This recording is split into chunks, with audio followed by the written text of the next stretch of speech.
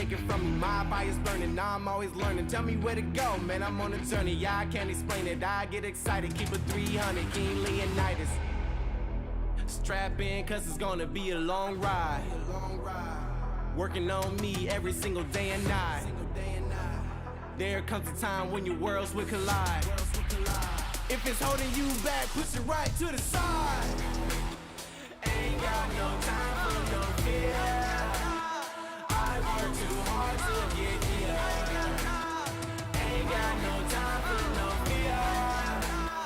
I work too hard to get here. I don't got the time, put me in, coach. I've been going hard, time to let it show. Everything raw, give it to me now. Let me have the spot, man, it's going down. Gotta get it here, I don't wanna wait. Take what I want, then I go train. Gotta get a win, I won't lose the game. This is my year, I ain't gonna break. Strap in, cause it's gonna be a long ride. Working on me every single day and night. There comes a time when your worlds will collide. If it's holding you back, push it right to the side. On another level, I will never settle. Mind over matter, get the gold medal. On another level, I will never settle. Mind over matter, get the gold medal. Ain't got no time for no fear. I work too hard to get here. Ain't got no time for no fear. I work too hard to get here. On another level, I will never settle. Mind over matter, get the gold medal. On another level, I will never settle. Mind over matter, get the gold medal. On another level, I will never settle. Mind over matter, get the gold medal. On another level, I will never settle. Mind over matter, get the gold medal.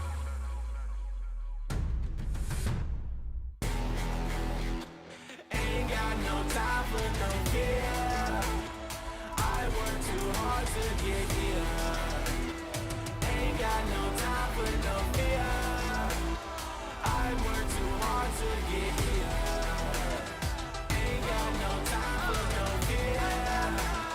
I work too hard to get here. Ain't got no time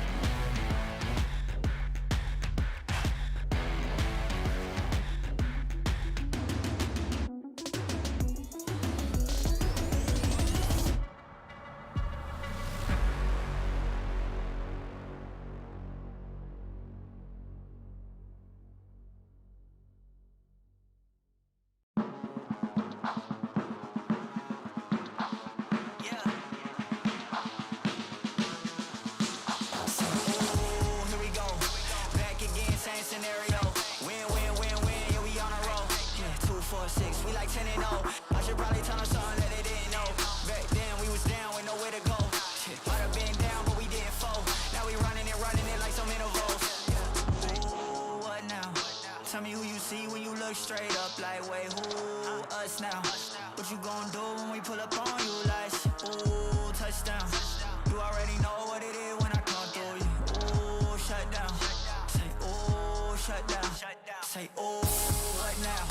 Tell me who you see when you look straight up like, wait, ooh, us now. What you do when we pull up on you like, ooh, touchdown. You already know what it is when we come through you. Ooh, shut down. Say, ooh, shut down. Say, ooh, give me that crown. I need that now, right now. Ooh, don't make a sound. It's my time. You hear the crowd. Hey, we need that rain. Me and my team. Deja vu.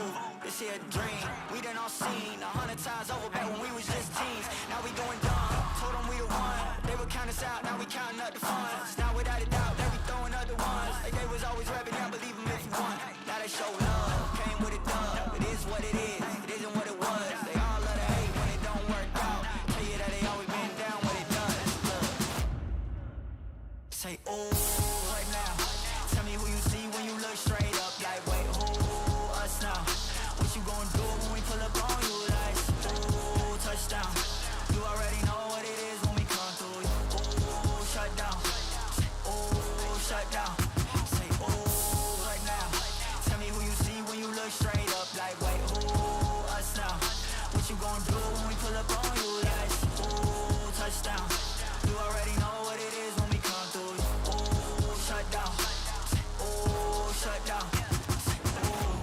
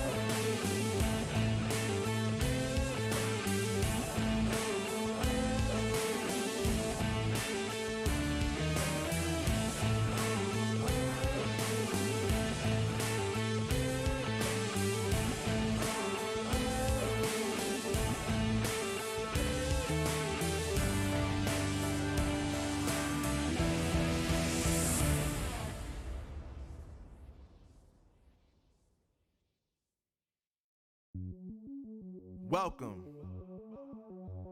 to the place where dreams come true, where everything you want can be yours, if and only if you're willing to work for them, you're willing to hurt for them, but most of all, you're willing to be first for them.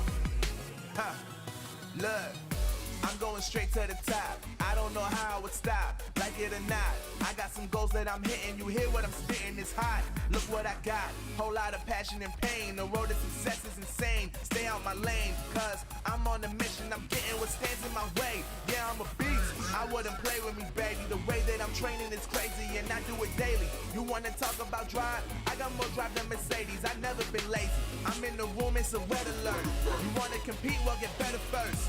I got 10 toes in the dirt, push through the hurt just to show them my worth. I'm the best. Yeah, I'm the best. I never stress.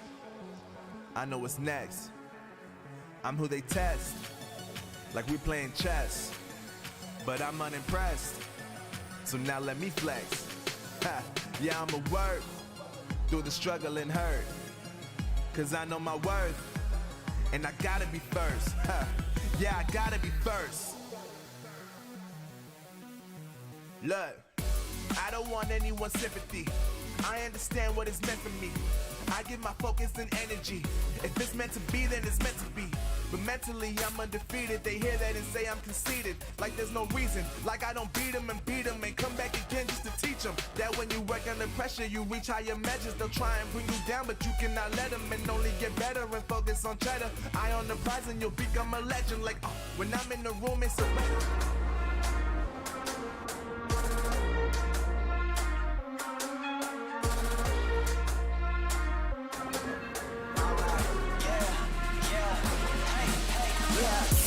won't stop going till a player on top know it. Rooftop pit, how sweet. If you really want it, gotta own it. Fight through it, we was at the lowest. Blood, sweat, tears, the components. Riding all year, now's the moment. We are not friends, we are opponents. Yeah, I'm coming for mine. Yeah, I'm making a play, the game on the line. Yeah, I've been on the grind. Yeah, I jump in the spot, I made it my time. Yeah, look in the sky. Yeah, the stars align, no shade to shine. Can't stop it already. Emotional work and devotion, we put in this time. Look,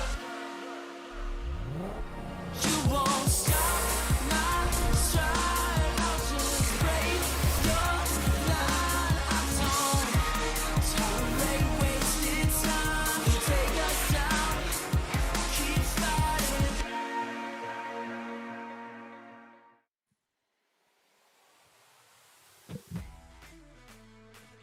Howdy, y'all, and welcome to the Snapdragon Pro Series, elevating Clash of Clans competitive esports to a whole new level. We are bringing in clans from around the world to compete for that coveted golden ticket to the Clash of Clans World Championship at the end of this year.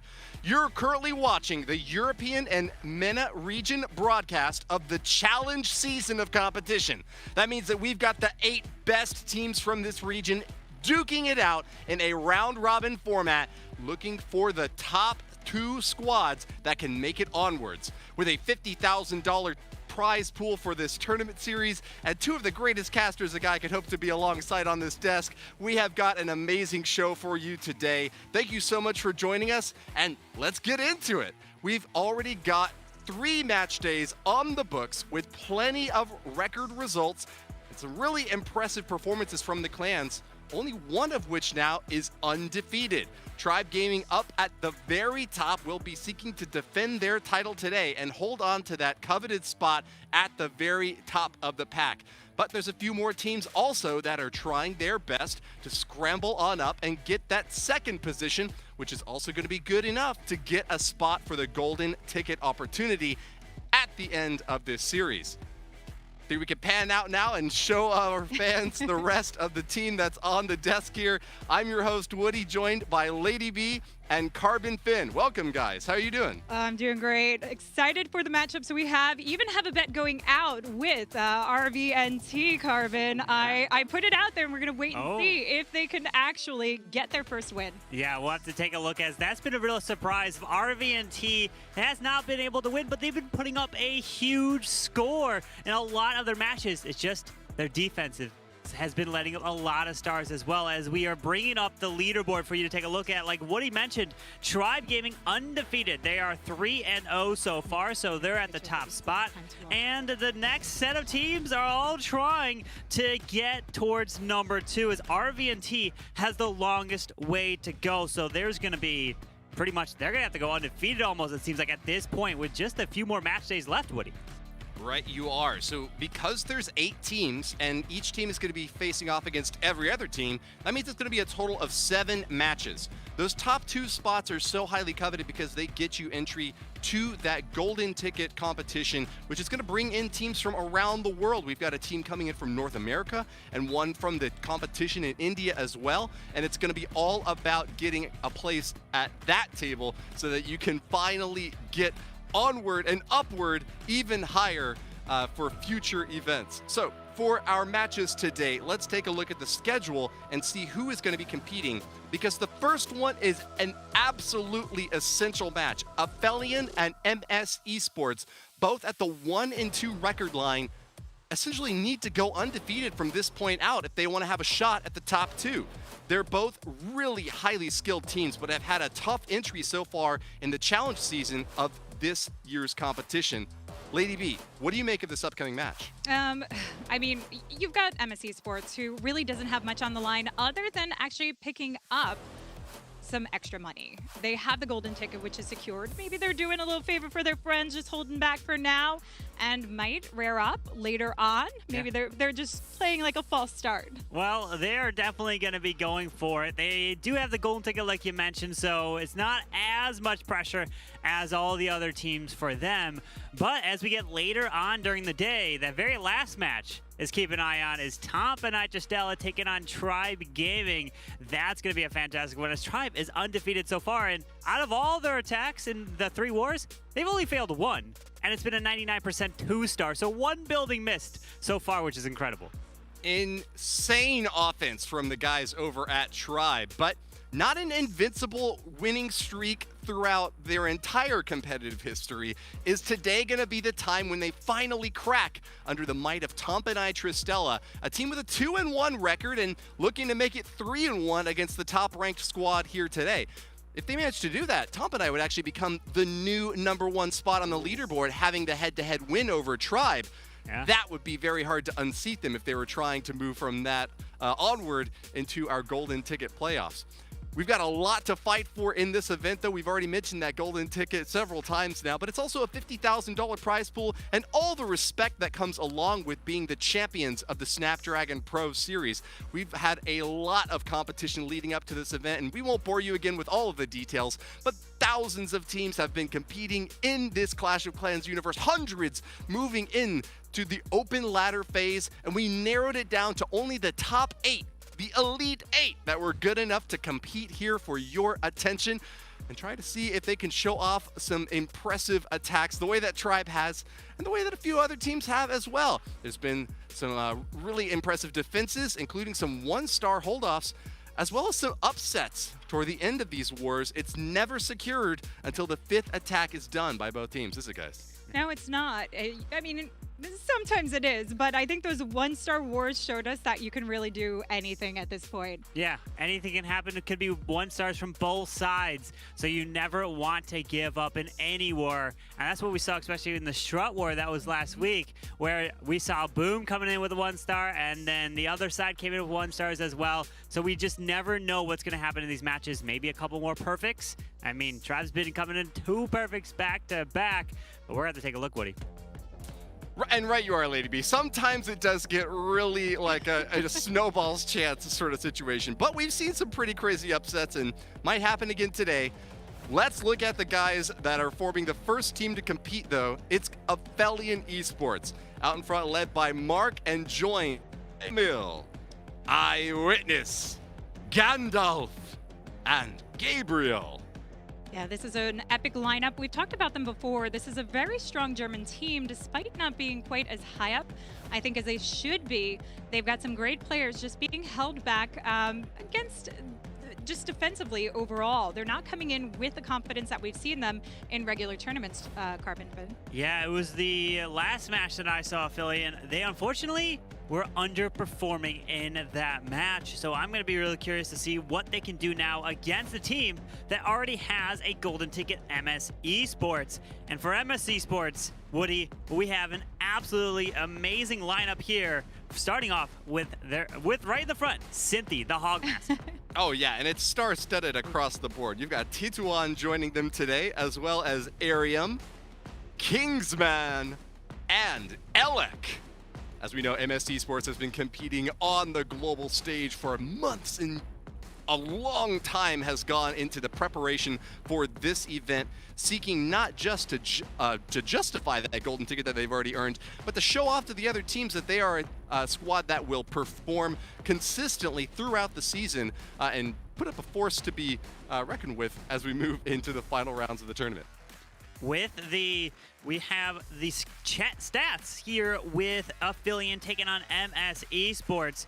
We're having about 12 stars, 12.6 to a 13.33, which means that MS Esports are just edging out on the star advantage in terms of the challenge stats so far. But we know that these stats are not going to really play too much a role because anything can happen in any one of these matches here, Lady B. It definitely can. The one thing, though, that I don't think that we've seen enough of is defense from MS Esports, except Wednesday. Not last week, but Wednesday. Yeah. We saw a little bit more coming through and a little bit more firewoody. So this one really, to me, does seem like an equal matchup. I think it is too. And I know we've got all our own predictions and ideas about what's going to be coming up. And I know I might be rocking the boat a little bit on that one. But Aphelion and MS Esports are certainly closely matched teams, even if one might have the favorite of the hearts of our fans at home or the casters on the desk. Anything can happen in these matches, and with only 5 attacks, it's all about consistency and being ready as the attacks come. So here it is. Camille's leading off, Lady B. Yeah, not surprised to see Camille leading off. He definitely is basically one of the faces of Aphelion, though we are used to seeing Gandalf kick this one off. Maybe they're trying a little bit different of a strategy. Love the use of the Electro Drag to start off while he's shaping up the path for the remaining Electro Drags to come in. This is going to ensure that they're forced right into the center of the base. As this one E-Dragon is trying to help take down the Eagle Artillery, not able to a little bit of shots off here as the Stone Slammers moving in towards the scatter shot, and notice the sweepers right next to the Town Hall, which will push back these E-Dragons all the way. Remember, they are not too fast unless you freeze it up and use some rage spells to really get those chains moving, as he's already burned the Warden Eternal Tome, so he can't protect these E-Dragons right through the core, so they're taking some extra damage. But if they remove the middle, his heroes can run around the edge, which is working so far. Yeah, and that's exactly what you want to do. You often see these in bases where, we've talked about the openings, but if you have some wall breakers to open that up, and you have the equal pathing inside with open walls, you make it so easy for a player to come in and do this. And this is a huge mistake from Kingsman, who is still hanging on to that Queen ability. Wow. Has the Royal Champ ability, just launches it off. I mean, you don't want to run the risk of time. You want to use everything you have just in case. You never know, especially at the first start of the war. Absolutely brilliant attack here from Camille of Aphelion, and that is a fantastic way to start it off. Swag into spells, the freeze and the invisibility. What a great attack. And using the E-Dragons, right? It's probably one of the most common attacks that we see casual players use every single day, and the pros make it look so easy. They make it look very easy, and I've heard you say it a few times. You go in and they're gone, like from the start. Right. But it's just about it's the way they make that pathing look so exceptional. But they've done it time and time again. They're using this strategy quite a bit, and it's always good to have in your back pocket. So if you are playing competitively or looking to play competitively, this is one to do friendly challenges with in your clan. Learn it, love it, live it,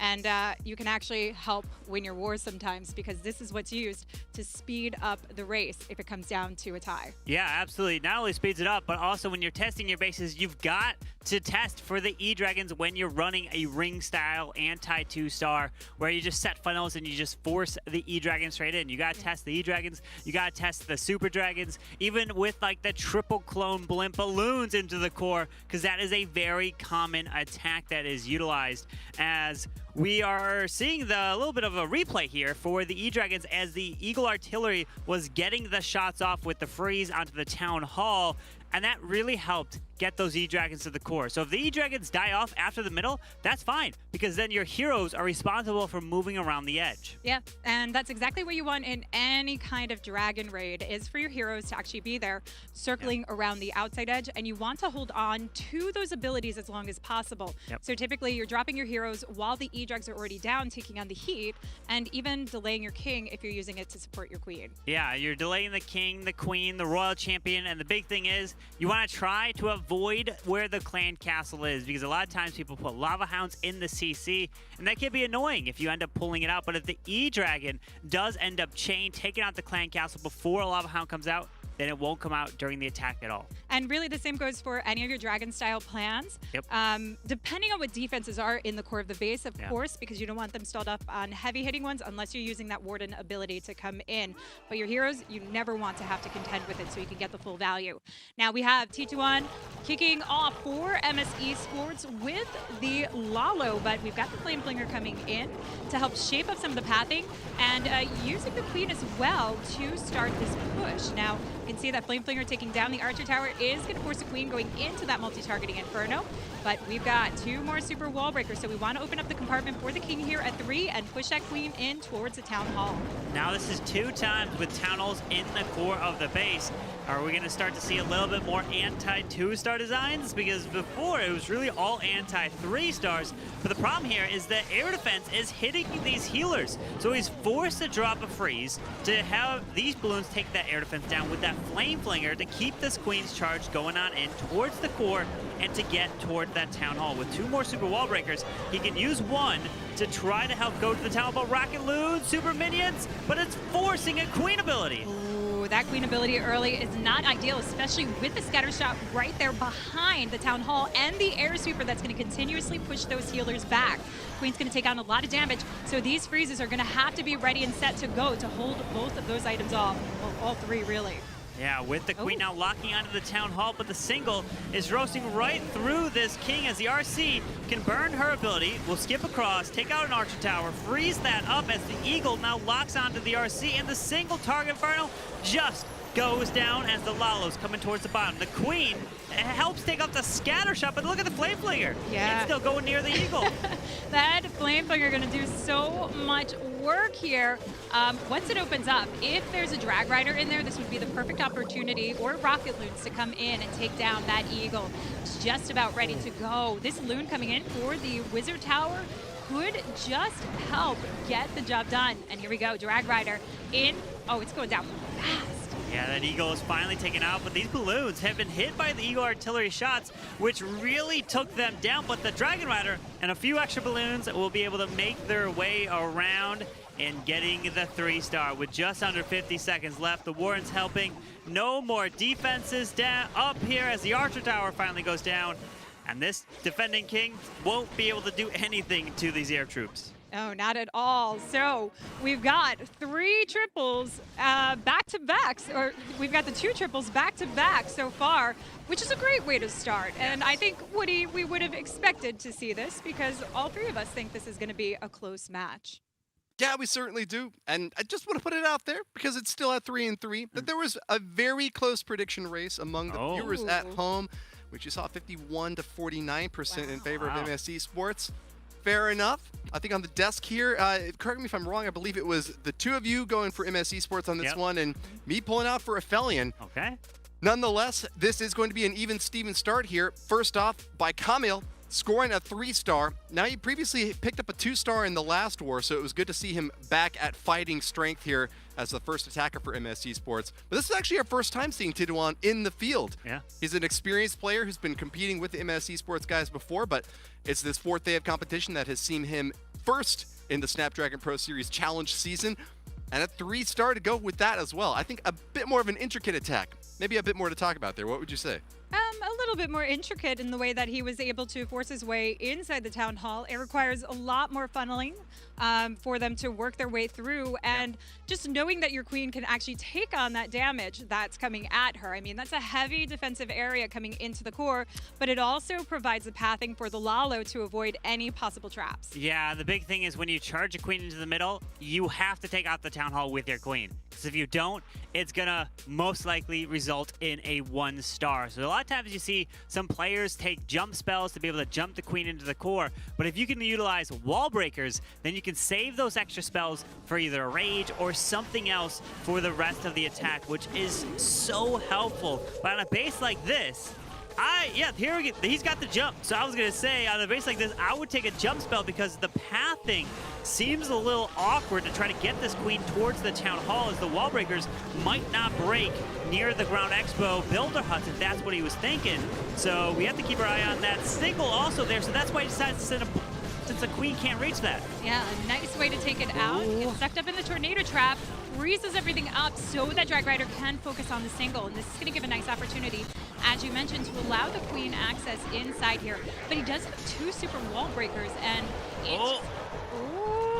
Does it? Yes, it does go down, but the queen's taking on so much damage here, and he is cutting it close. Some of these players, you know, they know how to handle their queens, but what I do like is that he's not dropping anything until he sees the pathing of the queen with these symmetrical bases. Exactly. So when you have a symmetrical base like this, meaning you put a line right down the middle, the one half, the left side, is the exact same as the other half. You can kind of fold it in on itself. So it doesn't matter where the queen goes, you can just let her go left or right, and then you just flip the plan according to whatever the original plan was. So as this queen is making her way left, you can drop a jump right over this builder hut here to get her towards the multi, towards the sweeper, and then eventually be able to help take down this town hall.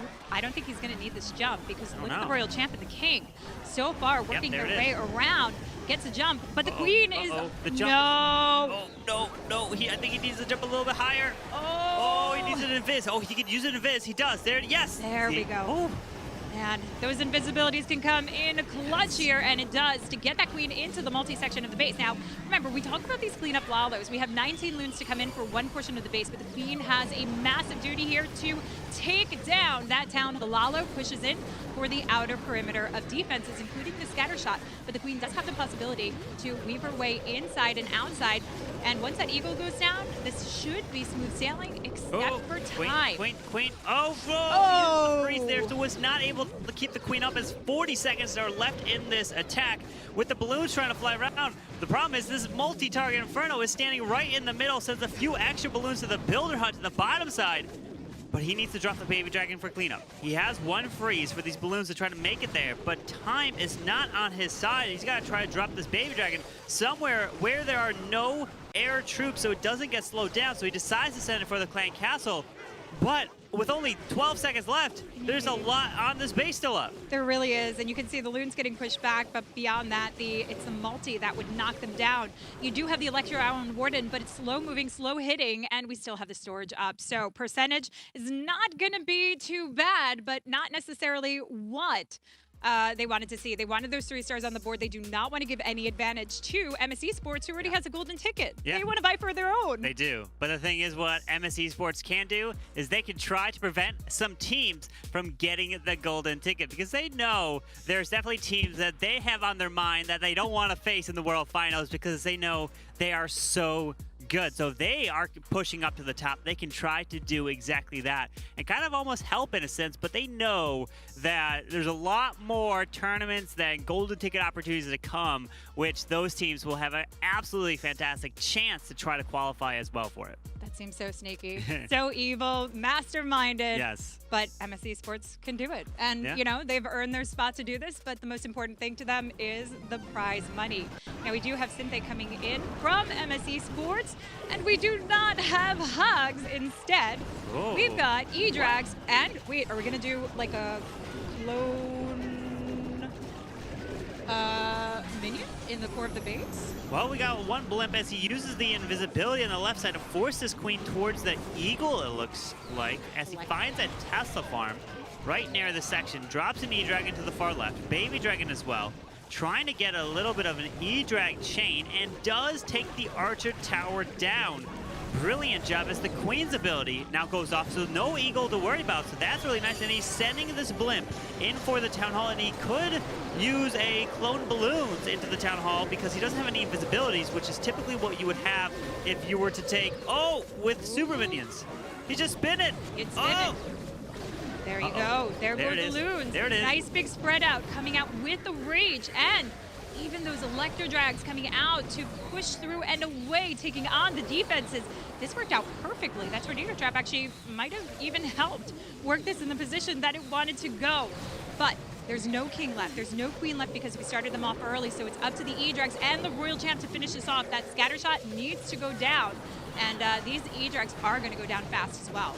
They are, as the Royal Champion is being sent to the bottom side, into the air or into the air defense, as the E-Dragons are going to help take down the ground expo, the scatter shot through the chains with the RC ability. We'll just skip through here, and it's looking good. We have Synthé going to answer for MS Esports, and coming in with the E-Dragons. And hey, you know, you come in with E-Dragons against those anti-2-star designs, and that's what Aphelion thought. They were like, okay, we know back last year that the 2-star design is what really tripped up MS Esports. And you could tell that MS Esports have been practicing exactly how to take them down, Woody. Well, they've practiced well because it is rewarding them mightily here on the battlefield. A 3-star there for Cynthia, an absolute machine. He is now ranked among the MVPs for this entire Snapdragon Pro Series because he has not yet missed. 4 wars now and 3 stars every single time.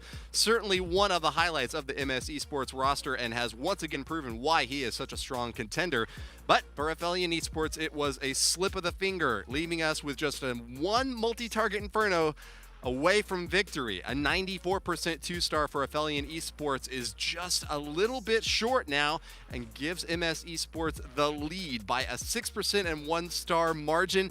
That can make all the difference in the end for teams that are tightly contesting this race, even from the very beginning. So, Yeah. that's going to be it, Lady. Yeah, that's a tough spot to be in, but they could potentially turn this around. We're still not out of the second attacks yet. There's plenty of time to try and switch it up with the proper defense. Now, I like that they're bringing in the 2-star, anti-2-star bases, these ring-style bases, because we actually did see originally over the weekend MS Esports struggling with them. So I think they tried to take that to heart and change up their strategy defensively. It just unfortunately didn't work because I think MS Esports realized that was their weakness, Carvin. Yeah, they did for sure, and they saw in that base where the sweepers were pointing, right? Both sweepers were pointing exactly away from where the E-Dragons were coming in. So he sent the Queen King towards the Eagle, helped take that down. And then the E-Dragons came on the opposite side. Usually you tend to see the heroes come on the edges to set the funnels to force the E-Dragons into the core. But in this case, the E-Dragons set their own funnels and was able to push their way all the way to the middle in towards the Town Hall with that cloned up blimp. And it was absolutely fantastic value, Woody. Excellence, simply delivered. Excellent job there for the Electro Dragons, able to zap through a tightly packed base. Can't do that in a race like this. You've given a very good base identification opportunity to your opponents. It was excellently exploited by Camille, and now once again here by Cynthia. E-Drags are a power to be reckoned with. Don't forget them when you're building your bases. Get a little bit of spread there, guys. Yes. Absolutely. Get some spread. So we've got Gabriel now. Looking a little, you know, a little disappointed knowing that he's got a lot of pressure on his shoulders to try and keep some sort of momentum going for the team. But it's not by much that they have to worry about. If you're hitting...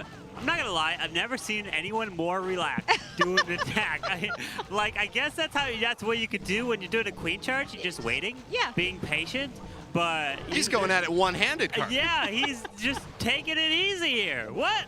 Yeah, I expect to see more fingers going in the mix soon. We'll wait and see. But I mean, it's Clash. You've got to get all hands on deck here. Oh no! No! Go back to the queen. They're on the Yetis. Okay, back. Wait, they get the eagle down. Okay. Yep, they get the eagle down, and he's on his way. And this has actually distracted the rocket boots from taking him down. He's only using one.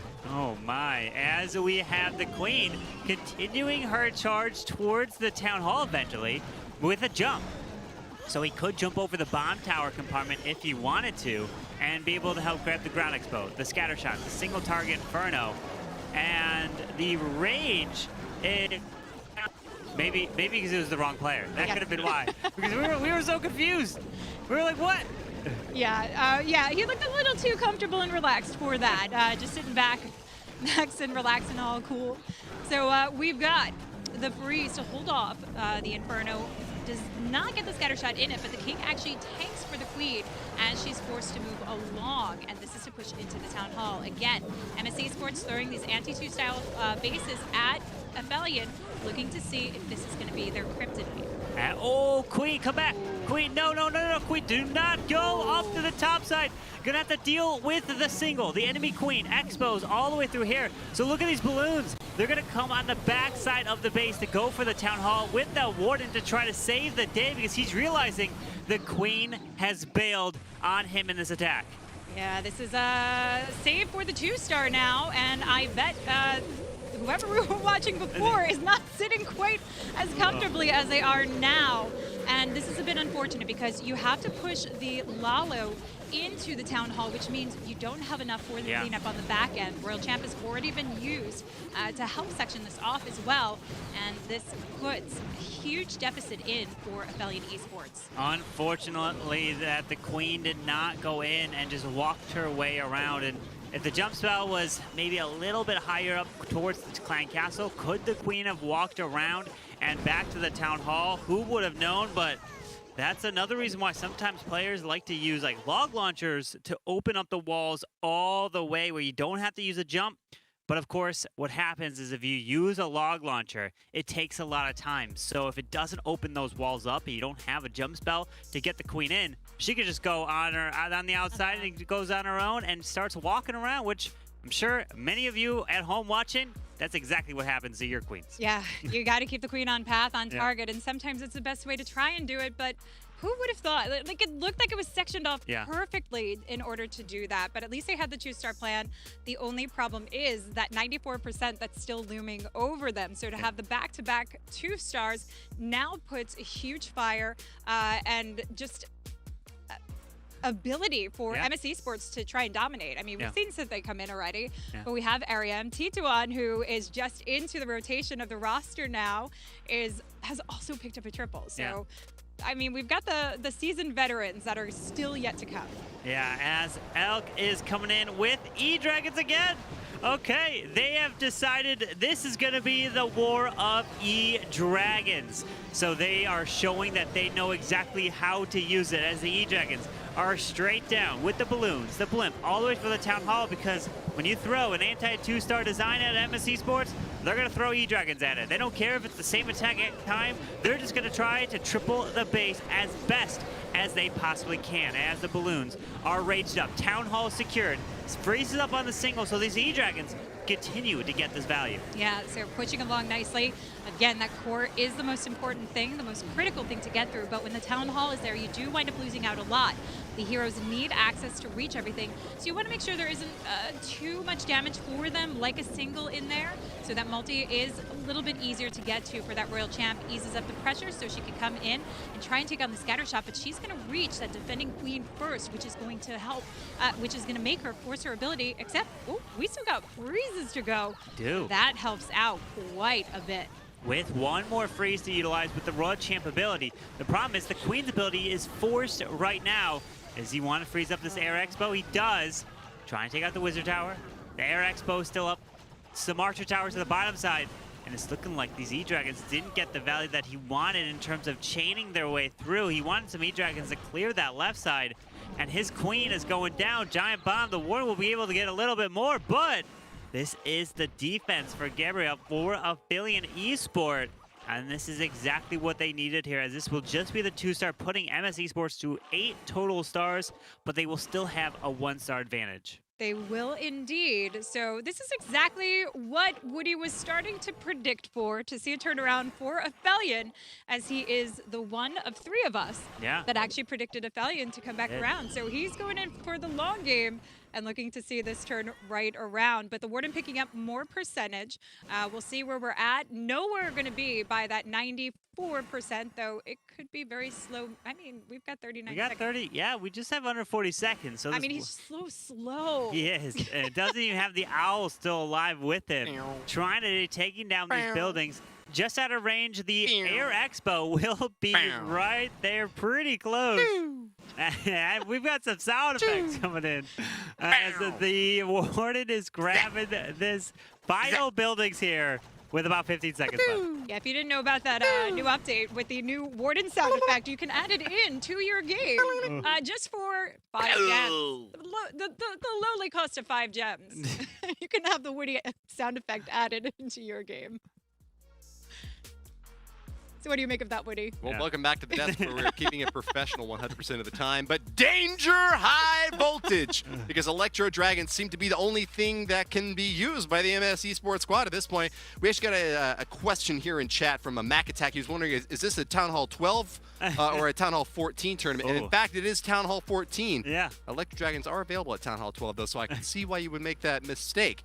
Narrowing up the gap just a little tiny bit, I guess, between Aphelion Esports and MS Esports, despite this is still ahead. Yeah. But a 2-star from each squad with a slightly better percentage on the Aphelion side of things, I guess could be good news for Aphelion.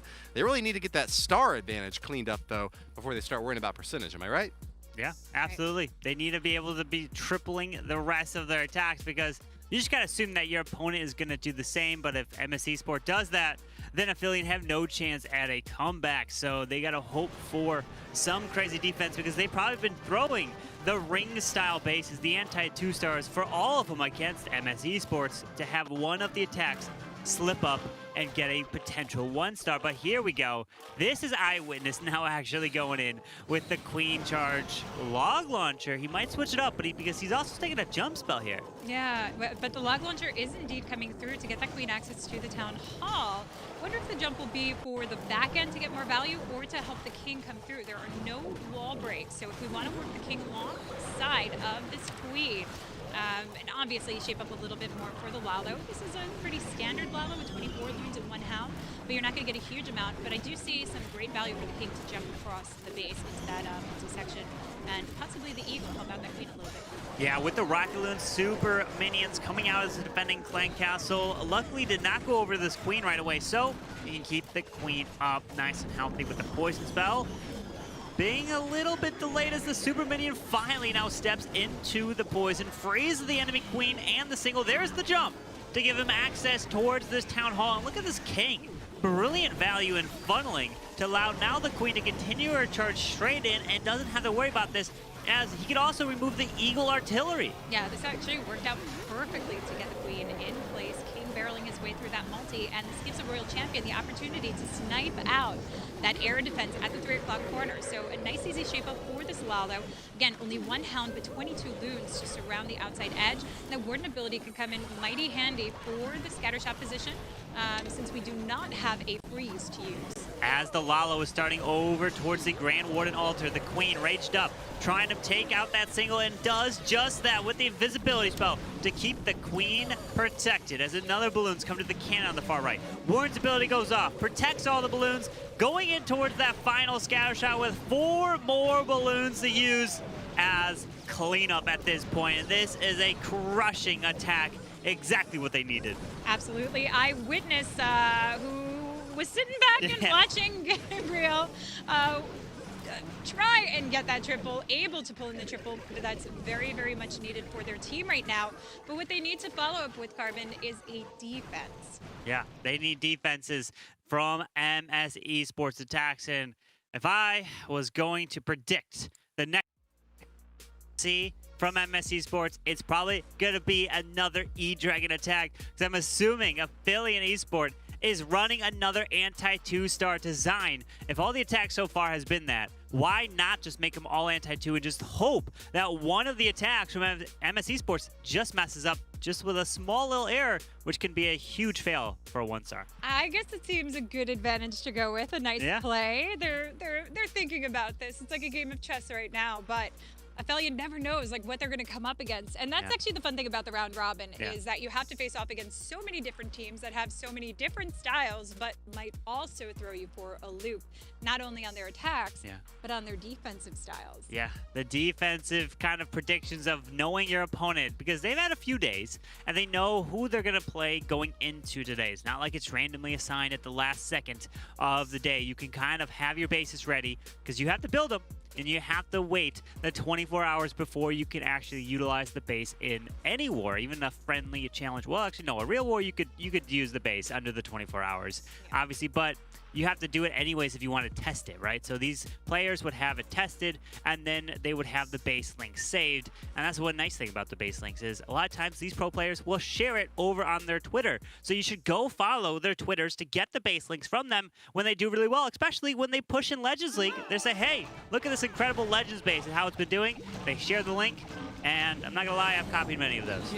So they're fighting anti-2-stars with anti-2-stars. They fire with fire, but it's not E-Dragons. It's not E-Dragons. No. No, they're going with the Queen Charge drag riders. Yeah. they need to really, like, this is an interesting one. A lot of times you'll see Lalos come through, Dragons, just to go straight through the core of the base. Yeah. But this you're going to have to really shape up to get the Queen in. So the King would need to come in from the 3 o'clock side to work his way over. Already started sectioning off the 6 o'clock side, so the Queen has some meat to grab onto. But there are no jumps to get in, and I don't think those Drag Riders are meant to go into that Town Hall because they would not survive it. No, they wouldn't, as he got a handful of wall breakers, and those are going to be responsible for opening all the compartments here leading in towards the Town Hall. As the King's going to go clear the right side, taking out the Assault Tower. The one wall break should open up the bottom tower compartment, and then the next one will open the scatter leading into the Town Hall here. But we have to keep in mind of the single, but luckily that blimp that he utilized pulled the Lava Hound out of the Clan Castle, so he doesn't have to worry about this. But drop a balloon, there it is, to test for some Zinger air mines. Yeah, beautiful pathing here towards the Queen as well. And this is the one thing, you don't have to go with air. You can Queen charge your way in. Is it easy?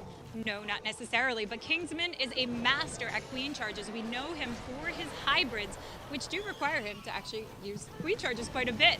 Yeah. Shapes up a beautiful path coming in, and this means that the Drag Riders will work around the outside of the base with the Warden and with that Royal Champion.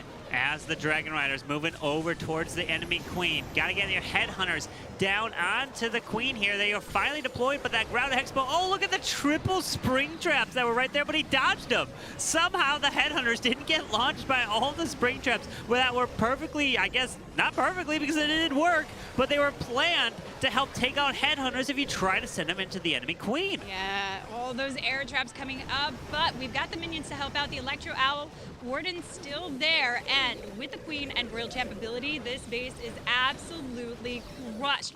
With that opening in the outside, Queen has everything reachable to her. He is not worried about time.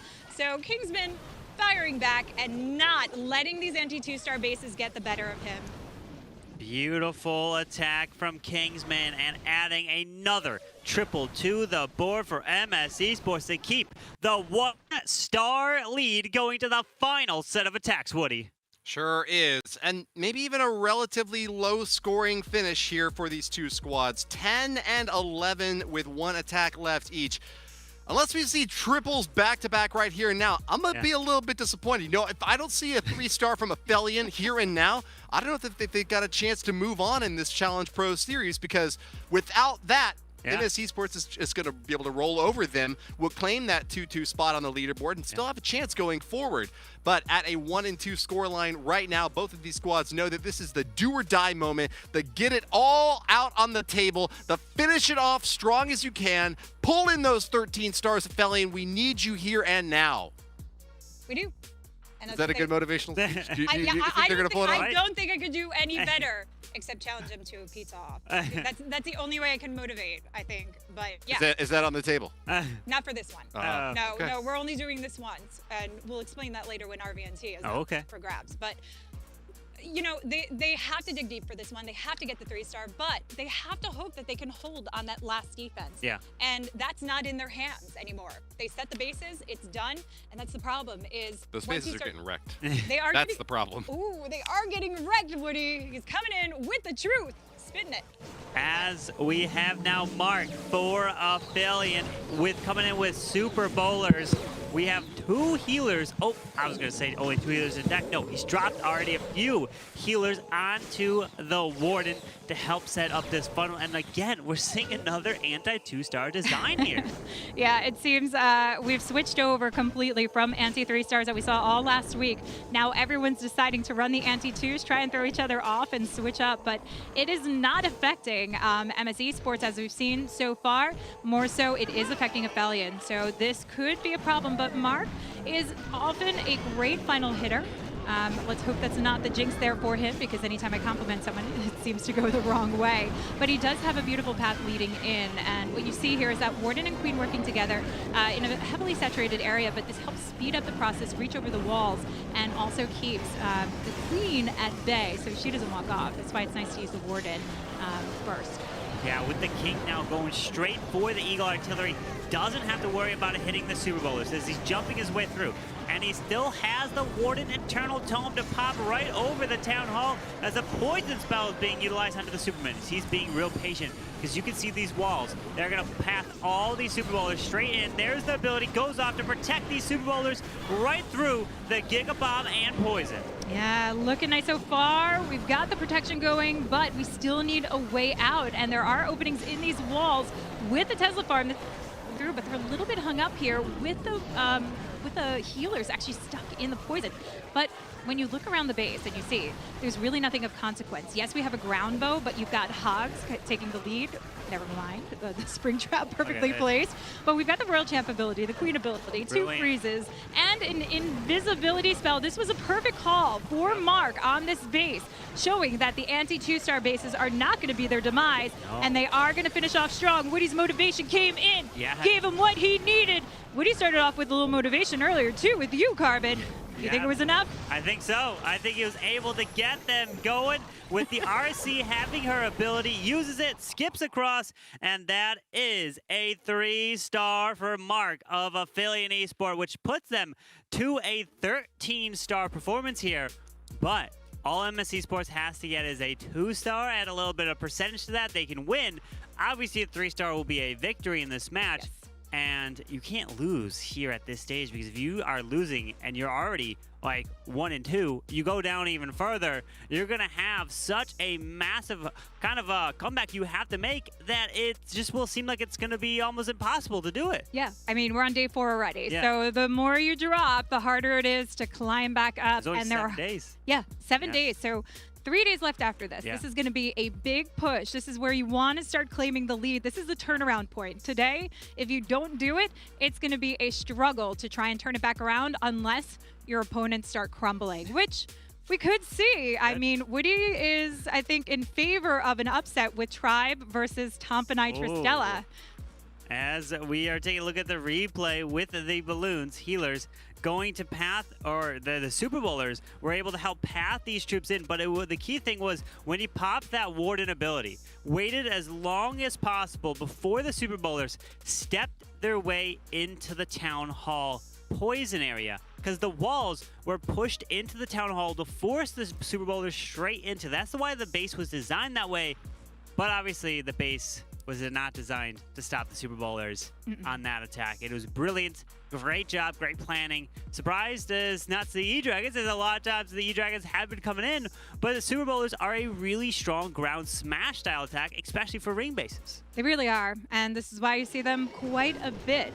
Now, Arium, with this final attack, it's 3-star,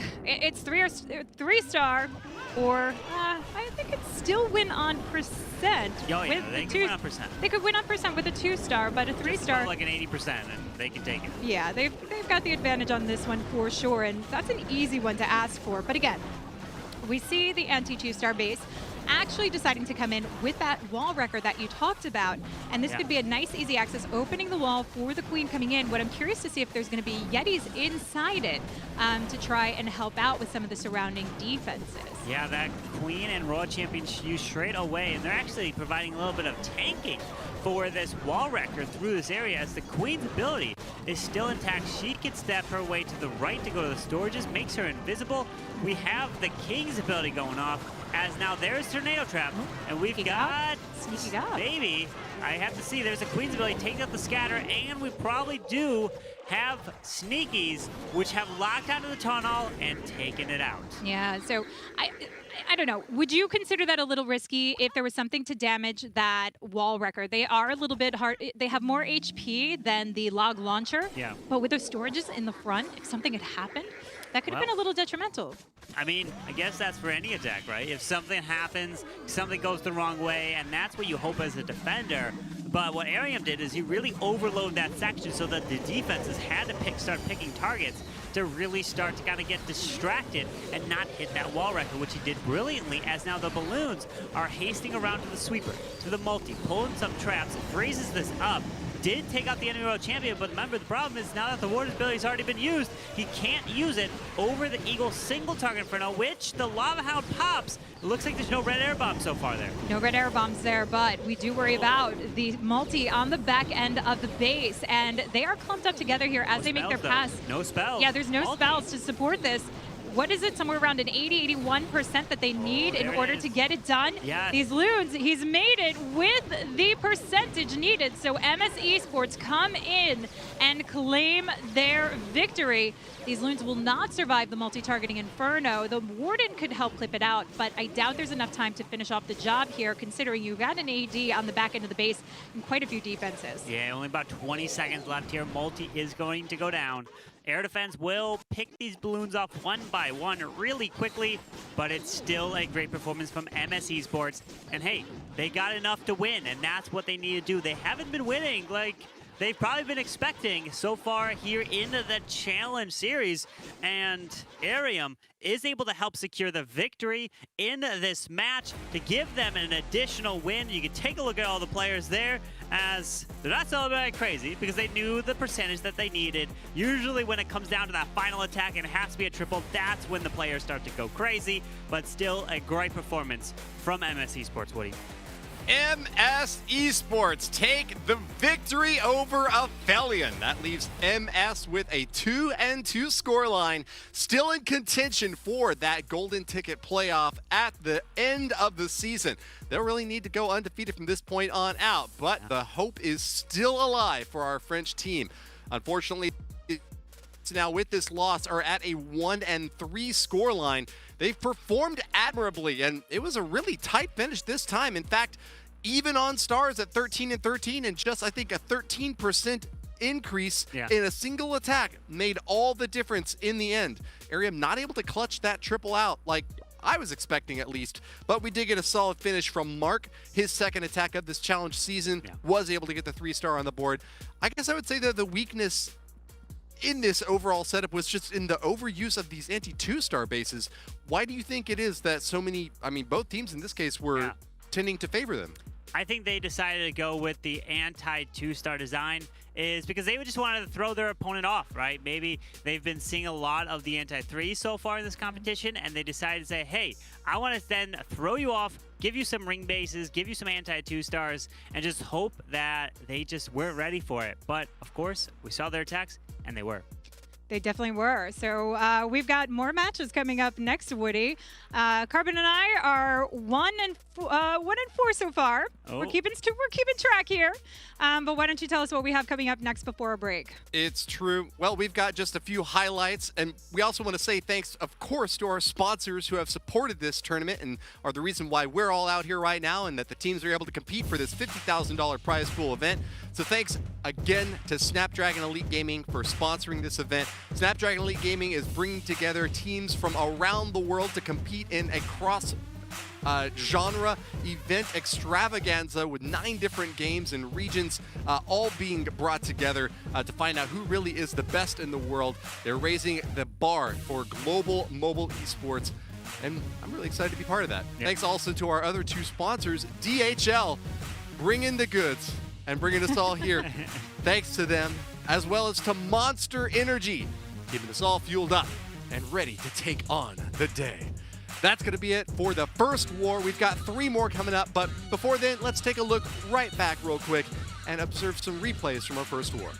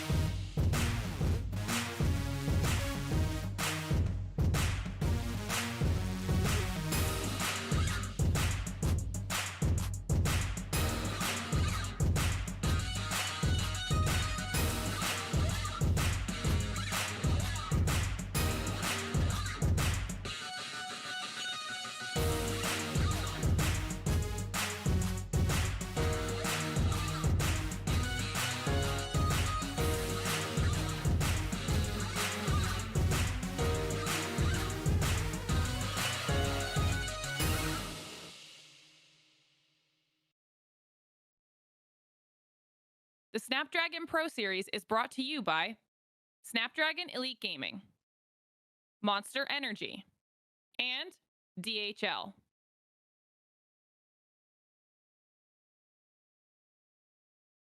The one word with I would describe Tribe Gaming with is social, because we always try to not to also be friends apart from the game and to also spend time together apart from the game, because I think we all believe that it's very important to have a great atmosphere in the team, and that is only possible if you get to know the other players and also love to spend time with them, because if you are happy playing the game and also playing with your teammates, then your performance is also going to be better.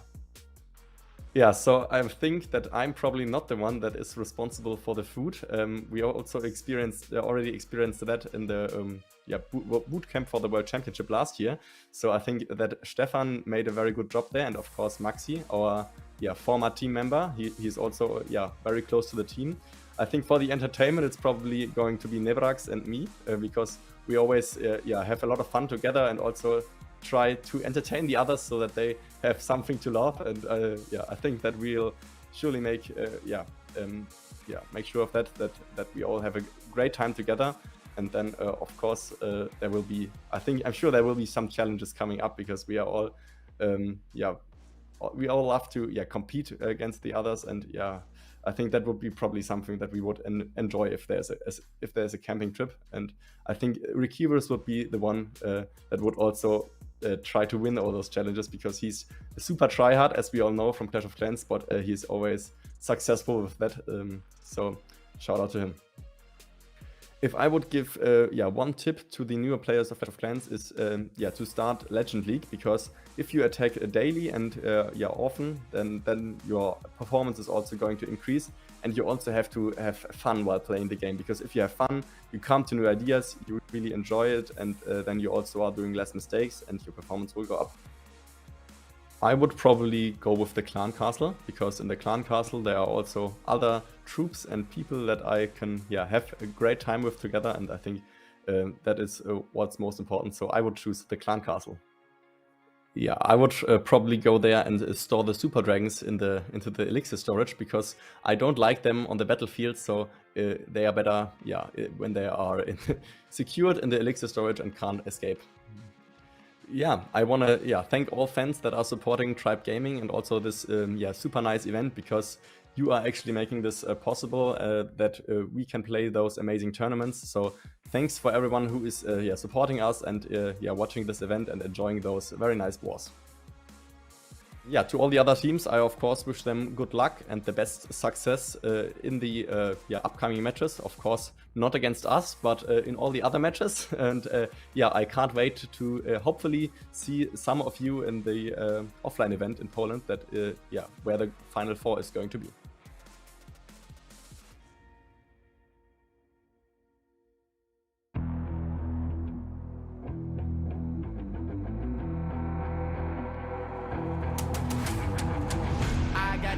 I'm on the mission, snap any minute, casually winning. Stop tripping on me, stop dissing on me. Yeah, I got a dream, can't take it from me. My fire's burning, now I'm always learning. Tell me where to go, man, I'm on a journey. Yeah,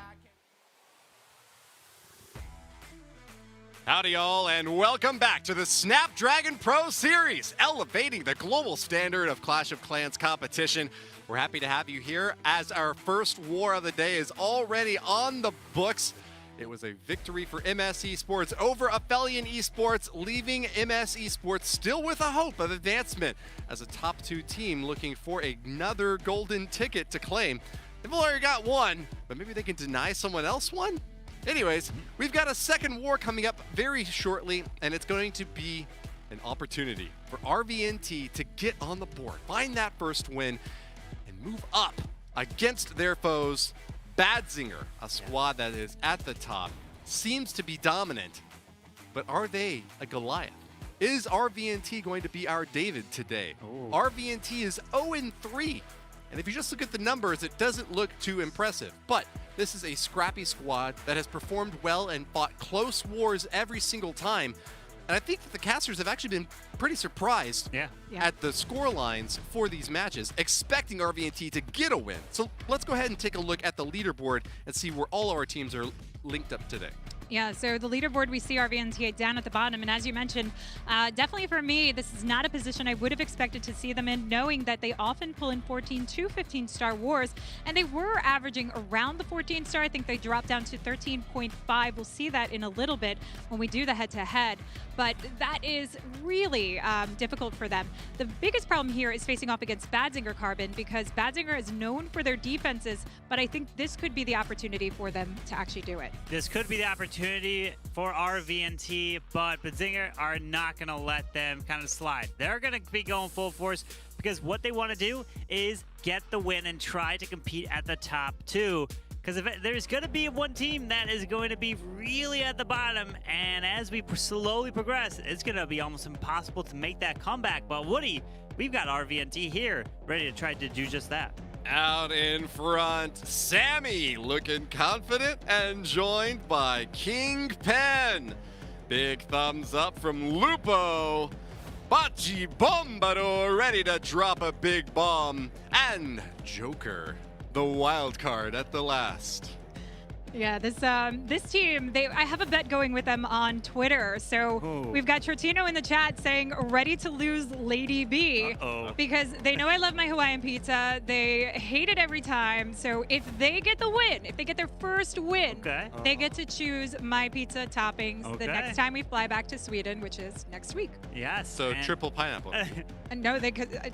I'll like that. That's what you like. I like pineapple. They're going to pick anything they like want. Pineapple, huh? But the team that is going to be going up against them is going to be trying to prevent that Bad Zinger, right? So it's really going to come down to defenses, because we've seen Dima, who you've talked about before, being the trap master of setting those traps up to try to catch blimps, to catch the Queen's healers, spin the troops around. And that's what is going to try to come in for the next team, which is going to be Bad Zinger. Bad Zinger has really performed very well so far in this Pro Series, taking only one loss and at a 2-1 scoreline is one of those teams contending for a very top spot in this Challenger Series. Led out in front by Hugo Stiglitz and joined by Dima, Alfonso, Ano, and Paul. I don't think that there's a weak link in this whole lineup. Super strong squad. And they aren't invincible. They've taken losses to some of these other high-ranked teams, but they are actually the squad that has had the most matches already against other teams in this challenge series. They defeated Aphelion. They defeated Time to Throw. They actually even beat Strut during the bracket stage, and they took a loss to Tompanai. Do you think that that sort of experience going through the gauntlet has given them a little bit of a leg up in our challenge season now, Lady B? I think so, especially since this is a new addition to the team. This team is not the standard Bad Zinger team that we saw from the World Championships last year, so they've actually come together quite nice. What I will say is I hope that we're not screaming at Pole this time around to drop the headhunter, because RVNT, if they bring the right defenses, they might keep them on their toes, Garvin. Yeah, they're going to be trying to keep them on their toes for any of these matches, right? You really just got to try to get your opponents to not be kind of easy going. You just got to. That's what maybe the last war was trying to do with the ring style bases, the anti-twos. Maybe we see something like that in this one, Woody. Well, we've actually even got a special present for the viewers out there, because the Bad Zinger boys were ready to talk dirty with us about the matches that are coming up and what they expect to see from their opponents. Let's hear directly from Bad Zinger right now. Once again, we are feeling pretty confident about this war. Just be focused 100%, and yeah, it should work. Okay, well, that's what Hugo Stiglitz had to say. Anything. Anyways, confidence projected as always. Yeah. Well earned too, with the responsible 2-1 positioning that they have on the leaderboard. Yeah. Going up against the bottom-ranked team, does that give you a little overconfidence, though? Do you think that they're going to take RVNT just as seriously as every other match, or do they already have their minds on next week? I'm not going to lie. I think they might have their minds on next week. That might be the case here from what I was listening from that answer there, as they feel very confident. But any team in this one, you cannot overlook, as they could put up some crazy stats. And we're looking at them right now. and RVNT is actually averaging more. Yeah, so this is the thing here. RVNT has been doing really well offensively, but they have been suffering on the defensive side. Bad Zinger has not been doing quite so well offensively, star count wise, but they've been doing really well defensively. The one match that they did not win was against Strut, and that was the War of 1 stars. Yep. And that's what did them in, so it puts them in this lower star count. But when you look at the average stats, like the overall damage that they've done, RVNT looks like the clear winner here. It's as long as they can predict what Bad Zinger is going to come in with. Yep.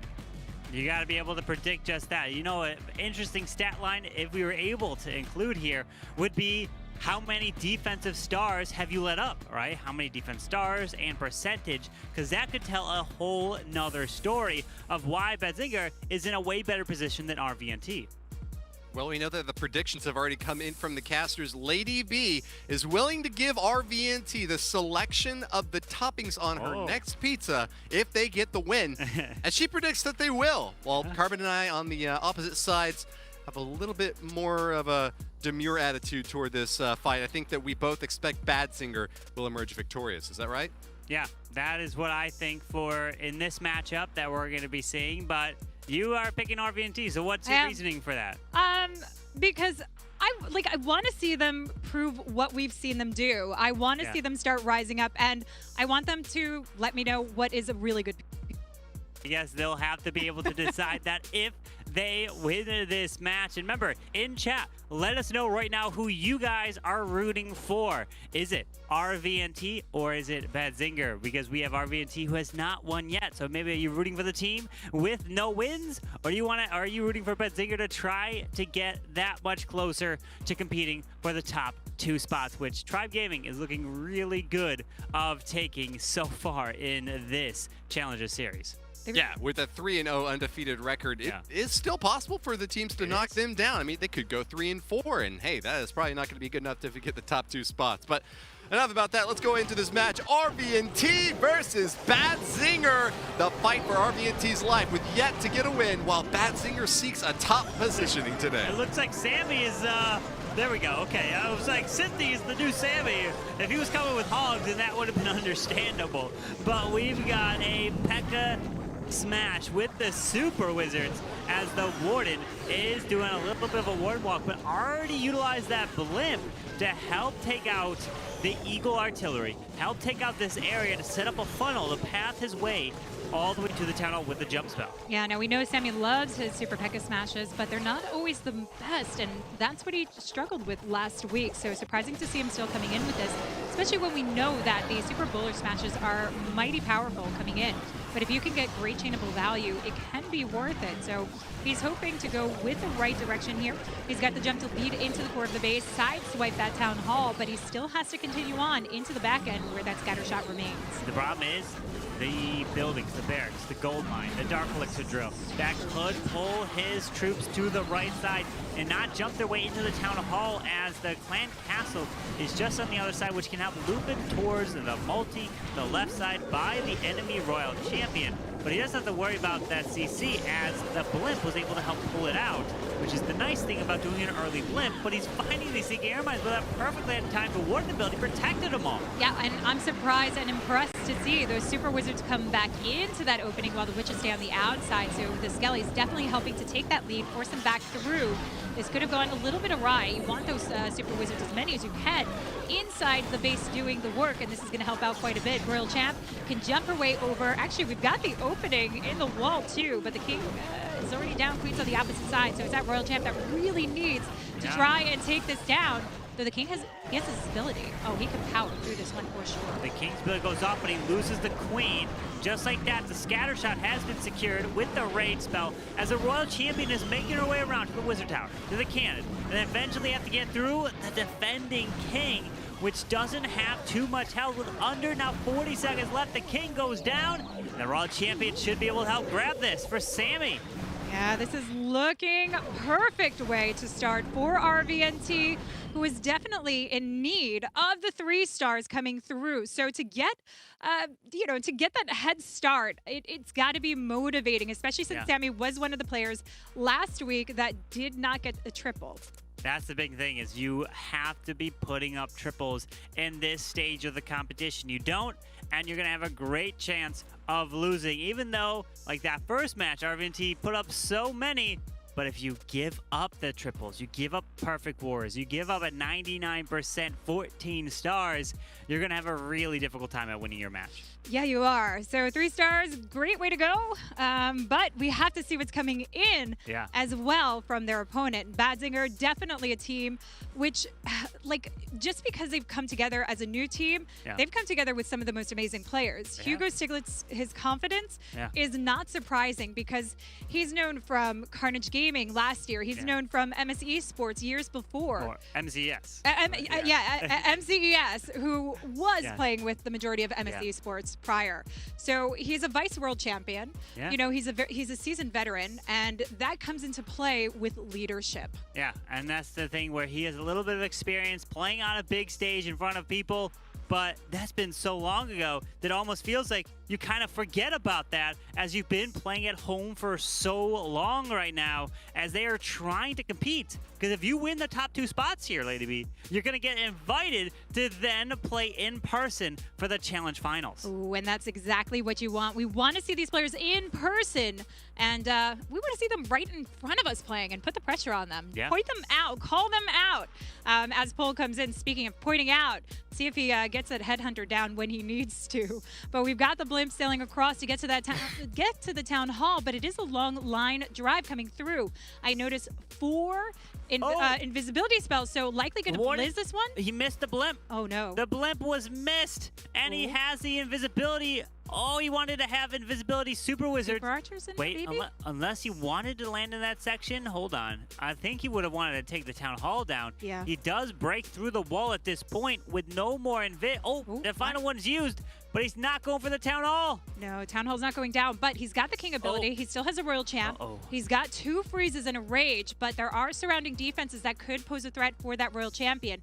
With the queen down, this is not ideal. He's waiting patiently for these drags to come through, take on some of the defenses before dropping in the RC. Yeah, these dragons are going to path their way to the town hall. If the king clears the outside, you can wait on the royal champ for as late as possible with the freeze rage combination. There you go. He will clear the town hall with his dragons, but the enemy, do we have a that's still standing? Yeah, so trying to get as much as he can out of this, not just a 2-star, but that royal champ could have been backup as well.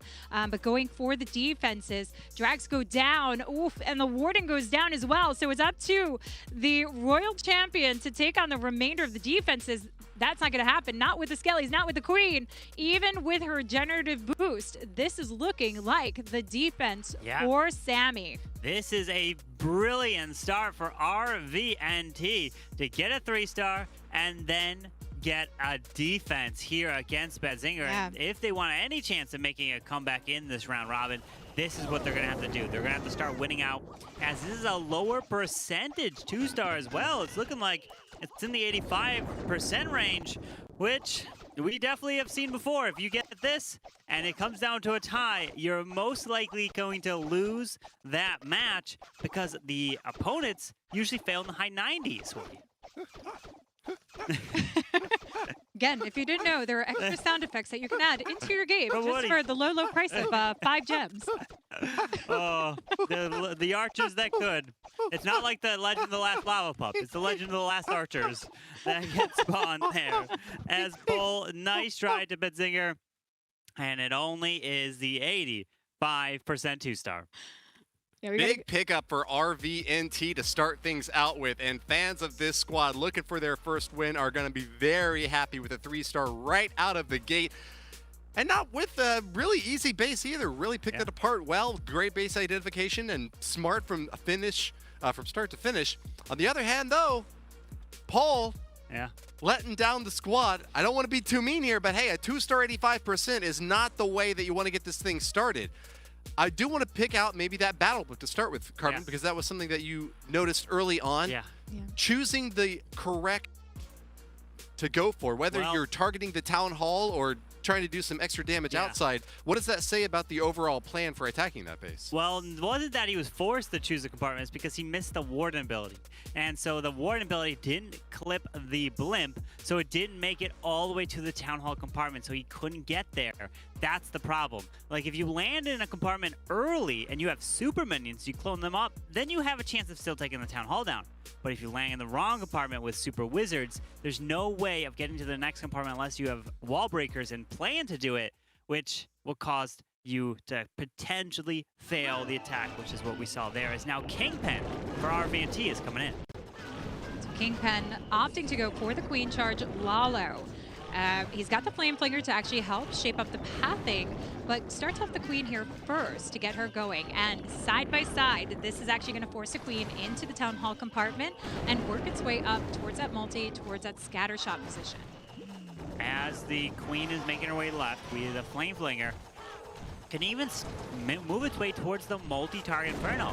So that could be some great value, but remember, time is an issue, as this Queen will have to take out this Town Hall, and it will take a while for this Flame Flinger to eventually make its way over towards that multi. So I'm thinking you're gonna have to like take out the cannon or something to the right side if you want to get to that multi even faster, but there is a single target Inferno a little bit to the left where the Queen's gonna walk. You have to have a plan for it. Either wall break in, have some freezes, because that single will absolutely rip that Queen down if you're not paying attention. Absolutely. And she's got a really nice pathing actually to kind of weave her way in as the King forces her along into that narrow compartment by going for the Archer Tower and the air defense. So this Queen's gonna get like exceptional value out of this. With 21 Loons and the 1 Hound, we're looking, I wouldn't say solely for cleanup, but Queen is struggling. Drops the invisibility spell to keep her going through those minions, but she's forced the ability and back off course to get in, but the King is going for the scatter shot, going for the defending Queen. He doesn't have enough health to get it all down, though. No, he doesn't have a way of taking the single target Inferno down unless these balloons clip it and take it down. And yes, they are able to grab it just like that. As now the Lalo is starting in over on the right side into the air defense behind the Hound. As the Queen is staying up, she's going for a wall, but the Flame Flinger secures this multi-target Inferno. Yeah, so the biggest problem here I think he's going to have on the back end is the Wizard Tower scatter shot combination. He doesn't have any freezes to actually hold this off, and the Warden ability is already gone down. So he might want to hold on to a couple of balloons to help out, but typically those are used for those Archer Towers and the air defenses. So I'm not, he doesn't have anything left to try and pick this one off. As the Queen is now getting hit by the Ground Expo, he can have the Headhunters trying to clean up with some minions, but the balloons are pathing around. Look at this. The scatter shot is distracted onto his Queen. Oh, and the Dragon Rider goes down just like that. But the problem, we got time, but time should be fine because there's not too many buildings left. And it's looking like Kingpin for RVNT is also adding a 3-star to the board here. Yeah, that came close, and he handled that really well. So back-to-back 3 stars looking good for RVNT. I honestly feel that they want to pick my pizza topping. Yes, I think so. This was the motivation that they needed. So they found their motivation. Woody and Carbon were motivating each other earlier today. If you want to check out on Twitter, you can see it there. Let's do it. Yeah. So I think that's what I'm calling it for. Why didn't you give them this challenge earlier? Why did you do it now when they've already lost multiple matches? So we know who to blame, right? RVNT, as you needed to have that motivation to do just that. But they are trying, and they are doing an amazing job so far at the start of this match. And it's only 2 attacks in.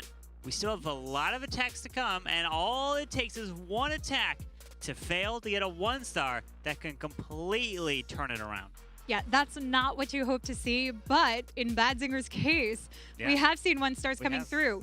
Not only for them defensively, but from them as well. So I'm not sure that we're going to see that kind of defense coming in from RVNT to hold them back 1-star, but I guess you never really know. Let's see what Alfonso can do, though, for Bad Zinger, if he can keep just a 1-star differential going in their favor. With the Lalo, we've got an Ice Golem to help out, but first starting off with those Skelly Bat Donuts and taking out some beautiful value by taking on the surrounding Infernos and the CC. Yeah, with the King to move his way towards the left side into the Miner, that could be some real nice value as the Queen is trying to charge her way into the Town Hall, as the Skeleton Donut took out the CC and Invert Tower and all the value in the middle. That's going to now allow you not have to worry about a Clan Castle, not have to worry about getting distracted, slowed down, anything like that, as now his RC taking out the enemy Queen. And what I'm surprised, there's no Tesla farm and a million ground skellies down there, so he was able to clear it pretty easily. Yeah, beautiful opening here. Queen just needs to force that ability to get it done. The Ice Golem hasn't even popped, so this is actually giving her a little bit more value if she doesn't stay in the Poison Bomb to take on the Expo here at the back end. And Battle Builder bringing it back up to health, but the Queen actually wins out on that one. But look at the Stone Slammer coming in. Perfect line to take on the outlying Teslas, but what we need to really worry about is the multi in the core, but the Queen's right there. So this is where we want to really freeze up and hold off. That's a great value. Yeah, with that Warden, the Lalo starting over the Scatter, the Stone Slammer on a different side with the Dragon Riders brilliantly coming in to help dissect this base with the freeze to the multi. And this is crushed. Look at how many balloons he still has left with another freeze. Stone Slammer is just now opening up, and this is a brilliant triple from Alfonso, and he knows it indeed.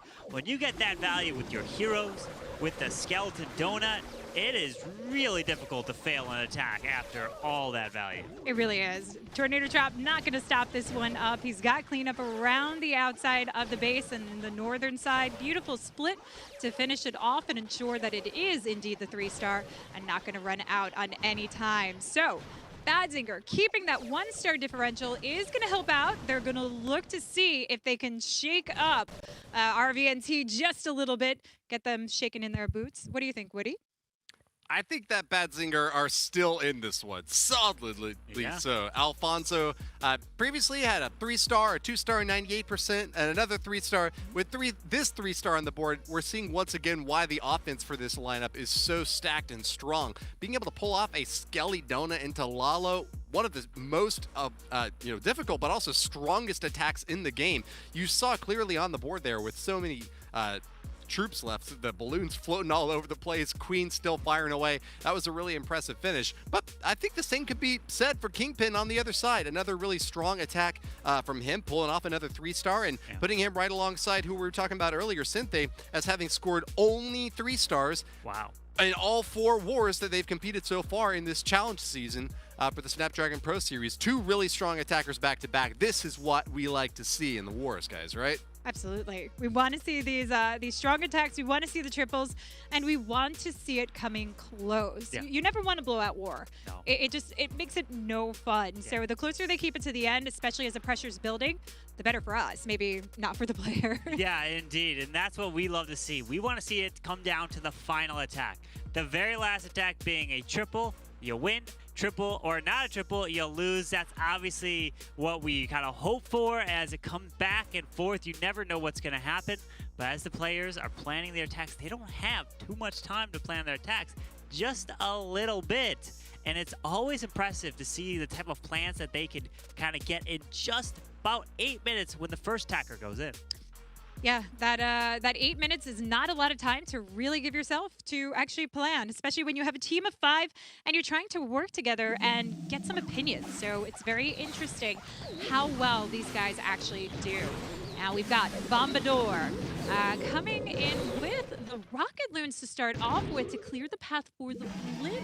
So he wants us to pick down the Town Hall section here. And we've got bats for the back end. We haven't actually seen many of these. Oh, wow. Electro bats? I don't think this is the first time that we're seeing kind of bats being used here in this Challenges series. It's the E-Dragon bats. I remember previously, even before Town Hall 14, back like Town Hall 12, Town Hall 13, that the bats, like Drag Bat, was so popular. It still is.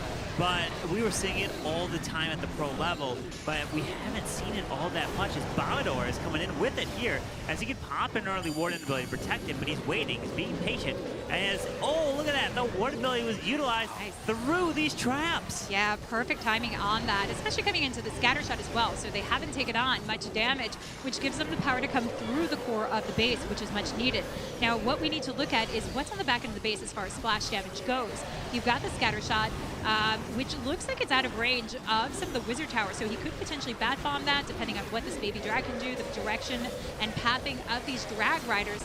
But he wants to keep it from the opposite side of them so that they don't wind up with the triggered traps. Yeah, you don't want to pull red air bombs or even a tornado trap, meaning don't drop your bats near any of the other air troops. Even a minion can pull a red air bomb and take your bats down if it ends up targeting them. As he's being very patient, he can drop it onto the scatter shot, has to take down the wizard tower that's a little bit over to the right by the Grand Warden. And there it is, finally deploys the bats, and he's liking it. Look at this, as the bats will be responsible for clearing this final section, freezes air defense, and what an attack, and swag the poison, swag a last freeze, and dominate. Oh, there we go! Bachidor! Yes, there it is, a 3-star again from RVNT. What I really love about that attack, well, first and foremost, I have to right back to Bachidor.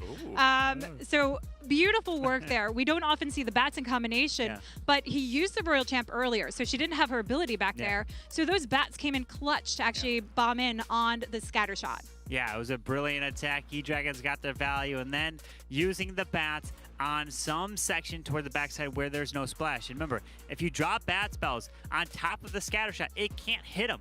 It's kind of like a mortar. If there's any troop right on top, it can't hit, or an Eagle Artillery. That's something you have to keep in mind. There's a little dead zone, as the blimp was responsible for flying in to help grab that town hall. When you do that, it opens up a lot of other things, especially having sneaky goblins inside of your blimp. Then you don't have to invest any spells, and then you can use 2 extra spell slots for bats if you need. Absolutely, and it worked out perfectly here. What you can see is the beautiful push of the dragons, and now this was the chef's kiss, as we should call it, coming through. And their only function was really to take on that scatter shot there. Yeah. And they did a fantastic job indeed, which was the overwhelming triple, swagging some spells, making it look easy. Then you start asking yourself, like, wait, why are more people using these bats? Well, because it can be a little tricky. If one tiny thing goes wrong, you have a troop that goes the wrong way, pulls a red air bomb, bats go down, and that could spell disaster in your attack. And that's why some people are kind of scared sometimes to do it. I agree. I've tried playing around with that. I don't have the nerves of steel to do it. So kudos to Bombador. This keeps them in the lead so far, but by how much is going to depend on Hugo Stiglitz. Yeah. As he starts off with a Blizz. This looks a little shallow coming in, but is in the quadrant he wants to be to get the value. Just needs to move up a little bit further. They're shooting behind rather than shooting. I'm wondering. Towards I wonder if he wanted to get into the next compartment to get the scatter shot, and he didn't get that value, because that scatter shot being there is going to be a huge pain now as he sends his heroes to path their way towards this town hall. So pulling those traps, going down, that's going to hurt a lot here. Yeah, you know, I think even if it had moved forward and taken down the Expo, that it would have alleviated some of the pressure off the King, who now needs to take on that scatter shot, the defending Queen, the Warden Tower. There's a lot of damage incoming. We do have the Ice Golem, but it's really not protecting this Queen. Just pops off too early. But the Queen does still have enough power, and her ability to get through the Town Hall as a King is definitely helping to protect, or I guess the Barbarians, against the Expo. Yeah, burns the Queen ability to help secure the Town Hall. She's now going to step in for the Hound with no... Okay, I was going to say no poison, because it's already deployed there. So to help take down the pups, but the Queen won't get much after this. Maybe just barely the Ground Expo, but the Dragon Riders coming to the top side, and here comes the Lalo. Makes the Queen invisible so she can get a little bit more value, which will include the air defense in the bottom compartment. But the Lalo, where's the Warden, needs to get dropped to start moving in. Yeah, Lalo now with 1:18 seconds on the clock. There is a lot of base left, but this Queen actually, I was going to say managing to survive, but the single knocks her down. this is a very, very widespread that we are seeing for the Lalo to have to contend with. So this could potentially be another defense. Hugo does not look confident on this one. And again, the time is a huge factor. He does have 3 haste, just drops one of them now to get through the multi. And he does have a freeze for the back end scatter wizard tower combination. So he's got to get this moving fast. The Royal Champ will come in clutch though. Yeah, the problem is this back end scatter shot. He tries a rage. And, oh no, it wasn't a rage. It was a haste there. But it's not. Oh, the scatter does just barely go down with the Royal Champion. Hang on. Oh, and she's got her ability. Oh, her ability goes off. Wait, he's got this one. He's surprised. He's like, hold on. I actually have a chance here. Look at the smile. He is happy. This is exactly the same feeling I would have if you go into the attack.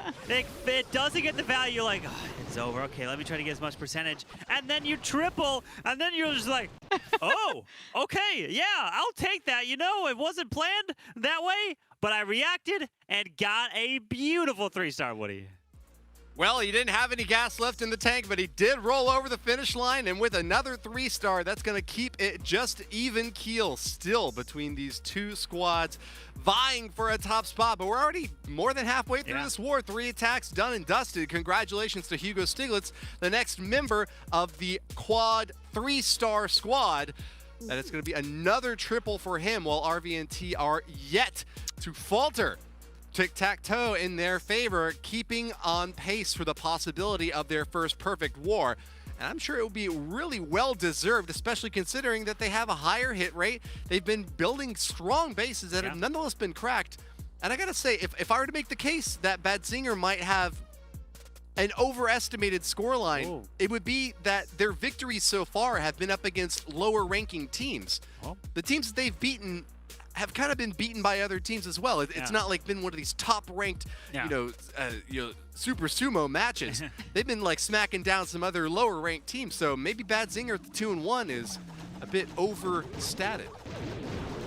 Well, we're gonna see if Lupo can keep the 3 stars rolling in for RVNT. Decided with that Queen Charge Lalo, the blimp makes it to the Town Hall. Sneaky Goblins help secure it, as that's going to help set up now the Queen. No, we got an early King and the Queen down at the top side. The Lava Hound's going to run off to the King, which means once this King dies, the Lava Hound will then run to his Queen at some totally random time, which could be a big problem depending on where the Queen's charging into.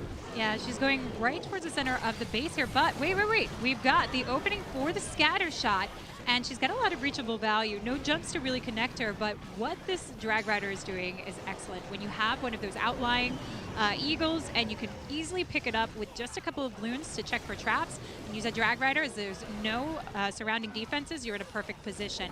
Also, dropping the Headhunters to get this Queen through safety while the Queen is distracted. This is going to speed it up, and this was perfect because she does go in line into the core. Yeah, that Queen can get the enemy Royal Champion as well, since she already took out the enemy Queen with a Lalo. The Grand Warden is down, moving to the bottom side, makes his Royal Champion, or try to make her invisible, which he got, but also made the multi-target invisible at the same time, so that multi's going to be staying up as the Warden's ability goes off, and the Queen pops the Hound now, and that Dragon Rider that came to the artillery was still going and got all that value.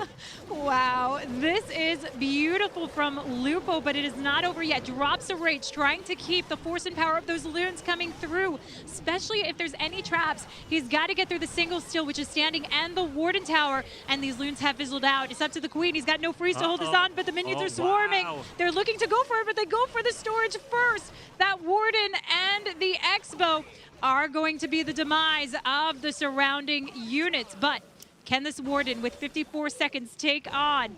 When it's a race against the Warden and Warden, it never works out. Warden versus Warden with an Arctic Tower and Air Expo is not going to be enough there, but they will have the percentage advantage even if Bad Zinger get a 3-star in their next attack, because Bad Zinger had an 85. So that's what matters, as they'll have the advantage going into the final attack. If they triple, they'll still win. Yes. So we're looking at a 10 building difference overall between these two teams, which doesn't sound like a lot, But it really can be, because that yeah. 85% is quite low. You want to be in that 95% range or higher when you're hitting. But now it's like 3-star or bust. Yeah. It kind of will be at that point for Bad Zinger. Is their only chance of winning is to 3-star both their next attacks and hope that RVNT does not. As we were seeing Lupo's attack here, and notice how all these troops, the king and the queen, avoided that Eagle artillery compartment on the top side, and using that Dragon Rider to go and help grab that was very nice to either think on the fly. Because a lot of times the pro players plan to use Dragon Riders to help take out Eagle artilleries, especially when the Eagles are towards the edge of the base. And now you'll might to see some of the base designers put some traps in there just to try to stop that. Yeah, and you saw how quickly those loons went down when you're in the back end and you don't have your queen to really help out. That is problematic, especially if there's a single on that backside of the base. So a bit unfortunate, but the percent is in their favor. They just need to see what's going to happen with Bad Zinger before we move on. So this is really heating up now, and I think it's a lot more exciting than we originally anticipated from the start, because it seemed like RVNT was really building up the gear. So now pressure is on, and it's Dima coming in with the 4th attack. If he picks up a triple, they are tied up on the board. Mass Inferno Dragons. We got 13 of them deciding to bring.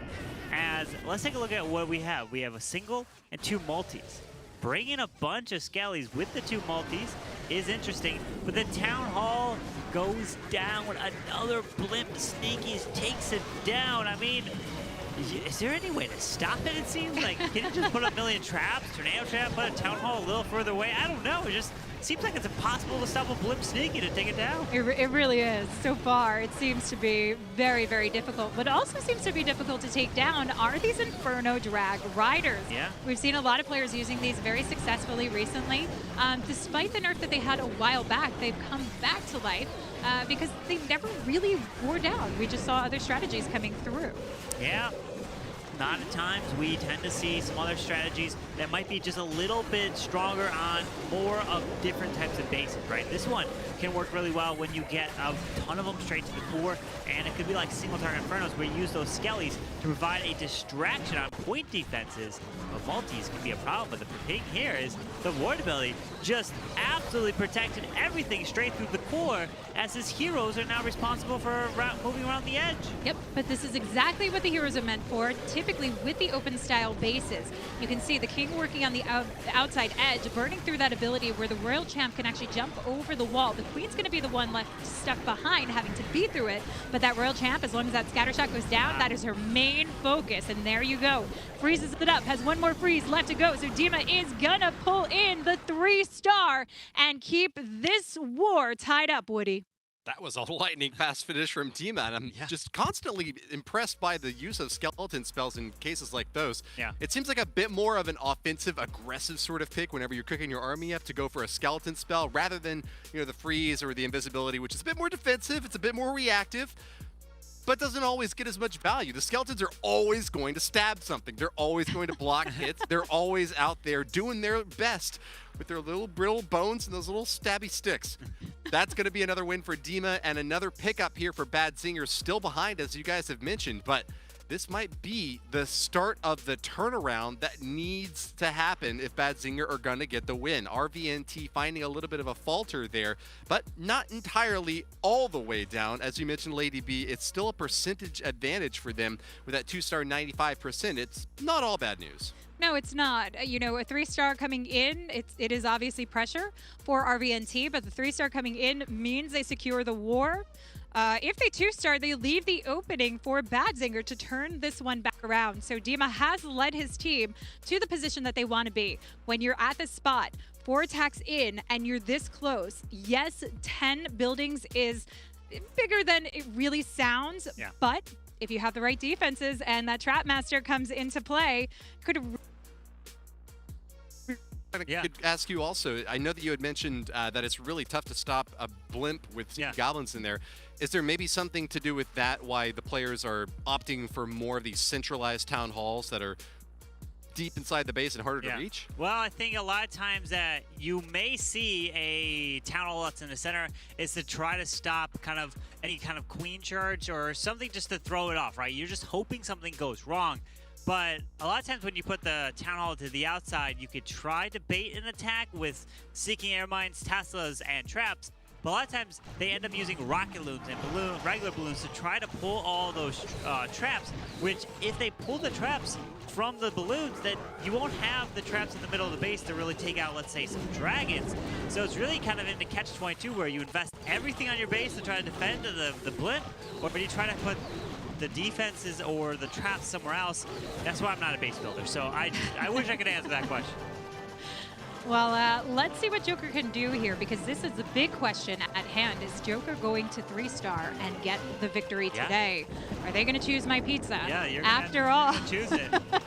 But he has a beautiful start to the Queen charge in this, going into the Town Hall. You can see how he shaped up the path using those loons and the baby dragon to shape it up and narrow her in. But we've got one wall breaker that can allow her access to get to that single, or he can opt to use it to push the king in from an opposite side, since we do want to narrow out what's coming in for those drag riders. Pulls out the CC, super minions, headhunters. There's the poison spell, but the super minions are not in the poison. Rage is down, and they now move their way through. So the queen's gonna stay raged up. Super wall breaker to the left does open up this compartment a little bit more.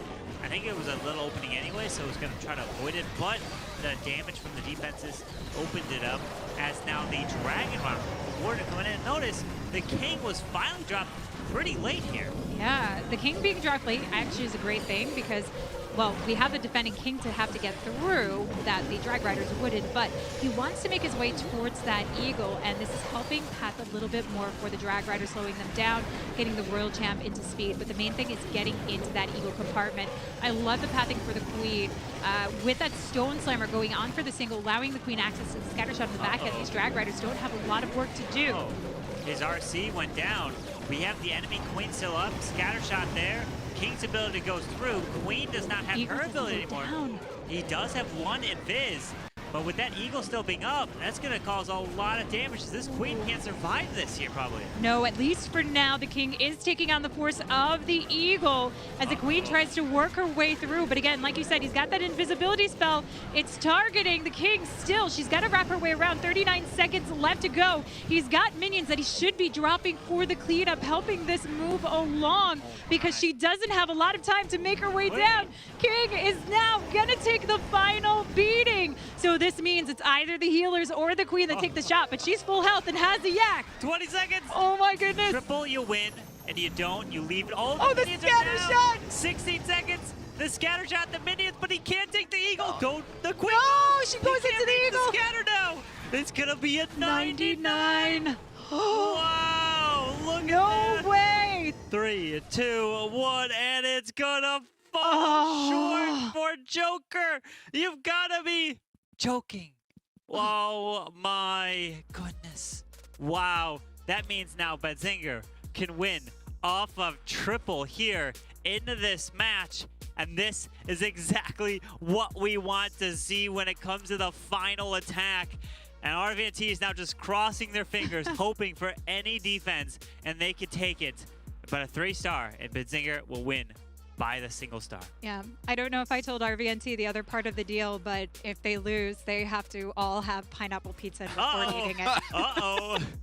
Well, you heard it here right now. RVNT, you can't do anything now other than just sit back and hope that your defense holds to finally win your first match, because if you don't win this one and you go down 0-4 in this, there is almost no coming back. No, that pizza place absolutely on speed dial. Yeah. I'll tell them the right way to have it done anyway. You got to put jalapenos on it. So Ano in this position. Now, Ano's the player that we talk about quite a bit. Yeah. He's an exceptional player, but he doesn't always perform well under pressure. We've seen him 1-star in the past. He's come through really strong as well. Like, he has absolutely dominated bases. So he's kind of like that hit or miss player that you have. You never know what you're going to get with him. Yeah. And with the pressure on, it makes you wonder if he's going to feel it. But I almost think that he's more amped up to get this 3-star and continue moving forward. Yeah, as this Queen's gonna help take down the enemy world champion. Gonna use the freeze on the Headhunters to keep that Queen nice and healthy, and now gonna lock on this Lava Hound as we're gonna have a Lalo. And Ano can take all the risk. He needs a triple or that's it, right? He could 1-star in terms of even if he 1s or 2s, he loses. So he can Lalo from the opposite side and then that Town Hall, because it's gotta be a 3 or nothing. You'll lose that if you don't triple. As the wall breaker, does he have 2 more? How is he gonna oh no, the Grand Warden, it just went off the Queen. He needs to take that Grand Warden down, does. Yep.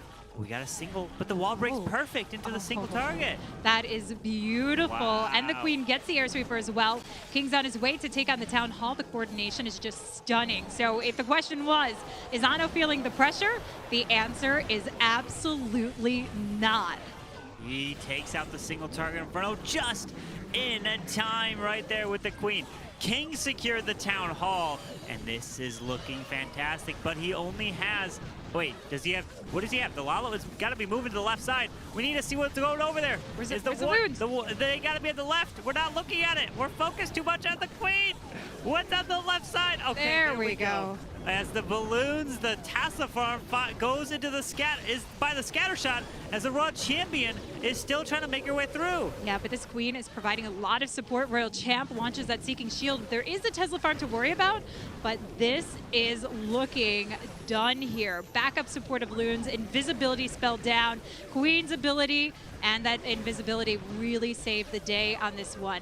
Queen has the opening to get outside of this wall, so she can easily take care of cleanup once she beats through the centralized compartment. We got 35 seconds. We got the cleanup through. Queen stuck on a wall. He's happy. He believes he's gonna get it. A 3-star will give RV&T another loss. And Zinger comes all the way back from that. The comeback indeed gives them the victory and gives them a chance now to try to make their way closer to the top 2 in the leaderboard. I know, I'll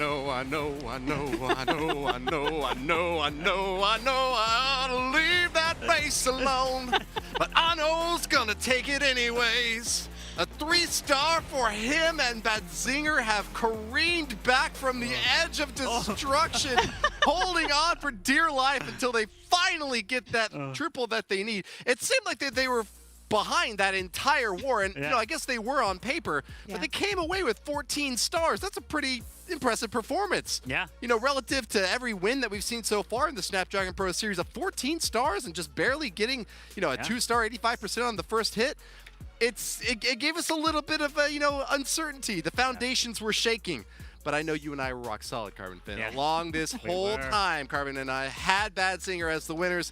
And you know what, Lady B? You're free to pick whatever you want to eat on your pizza. No one can tell you at this point. They can't tell me at this point. But you know what? I got to give credit for that 99% 2-star. So RV&T, I'm going to give you this one. Be nice, be kind. I will let you pick. Okay. Just be nice. No. Yeah. They have to win. Then make them win, Lady V. Come on. It was like no pity pizza in this studio. No pity pizza? We'll let the viewers vote if they get the pity pizza or not. Democracy. Well, I mean, still, RV&T is trying to find that first win. We're taking a look at the scoreboard here on the screen, as you notice, of the 14-13 with RV&T edging out on percentage. That's how close this match was, where Zinger just tripled at the end to clutch it. Well, Joker turned out to be our wild card after all, but I guess you could say that Bad Zinger had a Batman on retainer there, ready to come in deep in the dark of the night, driving through in his Batmobile and smacking down the final base. But you know what? That's going to be it for this war. Thanks very much for tuning in for the second one. That means that we're only halfway through the wars for today, and boy, do we have the best war coming up, you guys. 2 top-ranked teams. But first, it's going to be match number 3. We've got to recap everything that's happened so far, so watch these replays, and we'll be right back with the next one.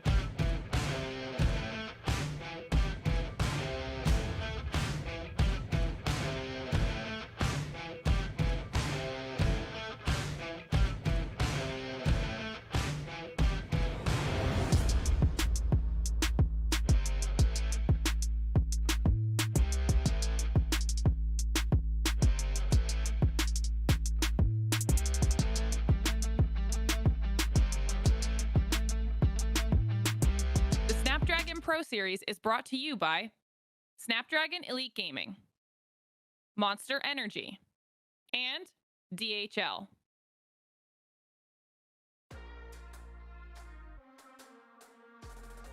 I think we just think every opponent is strong, so we're gonna do the thing we're good at, and we've been practicing, so everything has a chance. So we're gonna do our best. Strong, because we are capable of playing a lot of strategies, and we're good at defense as well. And I think we have a big chance like any other team. Probably just watching the players who've been in the game for a long time and practicing. I think Mark would be in charge of building the camp and having a secure environment because he's a base builder.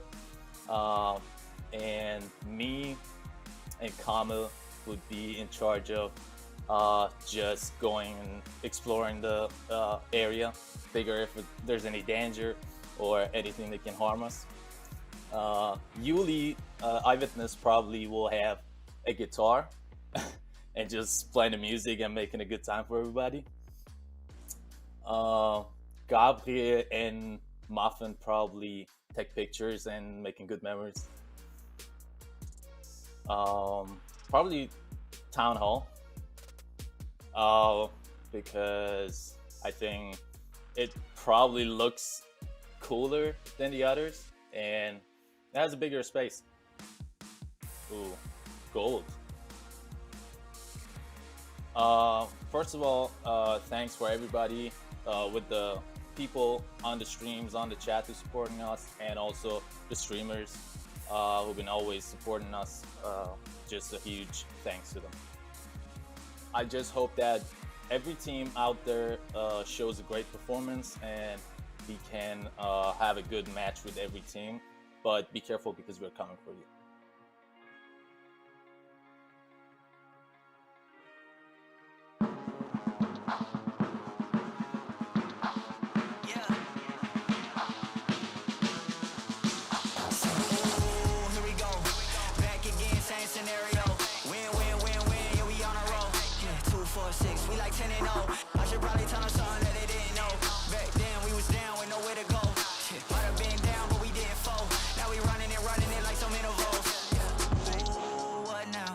Tell me who you see when you look straight up, like, wait, who us now? What you gonna do when we pull up on you, like, ooh, touchdown. You already know what it is when I come through you. Ooh, shut down. Say, ooh, shut down. Say, ooh, what now? Tell me who you see when you look straight up, like, wait, who us now? What you gonna do when we pull up on you, like, ooh, touchdown. You already know what it is when we come through you. Ooh, shut down. Shut down. Ooh, give me that crown. I need that now, right now. Ooh, don't make a sound. This is my time. You hear the crowd. We need that rain. Me and my team. Deja vu. This here a dream. We done all seen 100 times over back when we was just teens. Now we going down. Howdy, y'all, and welcome back to the Snapdragon Pro Series, elevating the Clash of Clans global competition to a whole new level. Thank you very much for joining us. We are the European and MENA region challenge season broadcast. I'm your host, Woody, joined on stage by Lady B and Carbon Finn. And today we would like to say thank you to Snapdragon Elite Gaming for providing the support to make this event all possible. There are also going to be multiple different Snapdragon Pro Series events taking place across so many genres, taking many players from around the world into this huge competitive series. So big thanks to them for sponsoring this event and making it all possible. But that's going to be the second war kicked off and done. We are now into the third war of the day of the three that we have, and it's going to be a great one. We've got Strut of the four that we have. Yeah, there's one more after this one. We've got Strut now going up against Time to Throw. Might be a bit of a lopsided war, as Strut is one of the top-ranked teams and went toe-to-toe with our undefeated Tribe Gaming, while Time to Throw managed to get their first win last time. and a little bit of a celebratory gesture from me as well. But are they going to get that 2-2 the same way that we saw earlier today, trying to move up and stay alive in a race for their lives? They really need to get a 5-2 record overall for the season if they want to have a chance to be in the top 2. Or is it going to be Strut, on the other hand, cementing that positioning toward the top right there alongside Bad Zinger, eager for a 3-1 scoreline? Your thoughts, Lady B? It's a tough one. I mean, you look at Strut and you know that they've already faced off against Bad Zinger. If they get this win, that actually puts them over top in that head-to-head. So they would be right there, right behind. They would be right behind Bad Zinger there. So that could help them out quite a bit. But we'll have to wait and see. So Tribe Gaming also going to be facing off later today, so that could play a big part in what happens. Yeah, with Tribe Gaming being undefeated, they are looking really good. As Bazinger, I have now moved up to be competing at the 2nd position, and that's what you need to be. Is you need to be in the top 2 to have a chance to then get to the challenge finals. And once you make it there, you are just so close to try to win the golden ticket. But if you're there in the challenge finals, it's now in person, and that's where the nerves can start to kick in. It really does. Yeah. You know, when it's very different when you're in the safety of your own home. Yes, you might be in chat. Yeah. Yes, you might feel like, you know, people are watching you. Yeah. But it's not the same when you have the lights, the cameras, an audience, and us sitting there actually really judging you. Yeah, and that's what I really love is when you're in person, you're casting from the desk, you can literally turn around and see the players' reactions, and you can see how the teammates are reacting to them, and that's one of the most favorite things to do when it's in person. And there's so much that happens in preparation, and plus sometimes they get up to look over the shoulder of helping spot versus always having to be in voice. And I can't wait to see what teams make it to that, Woody, because all these teams deserve a chance to get there, but only 2 of them are going to make it. That's a great point, Carbon Fin. You know, there's a few question marks still left on my leaderboard markup, trying to figure out which of these teams have got a shot. And I'll just add a quick correction for our previous leaderboard. They've actually got a 2-1 scoreline, Strut does. Yes. So opportunity to be 3-1 with a victory here.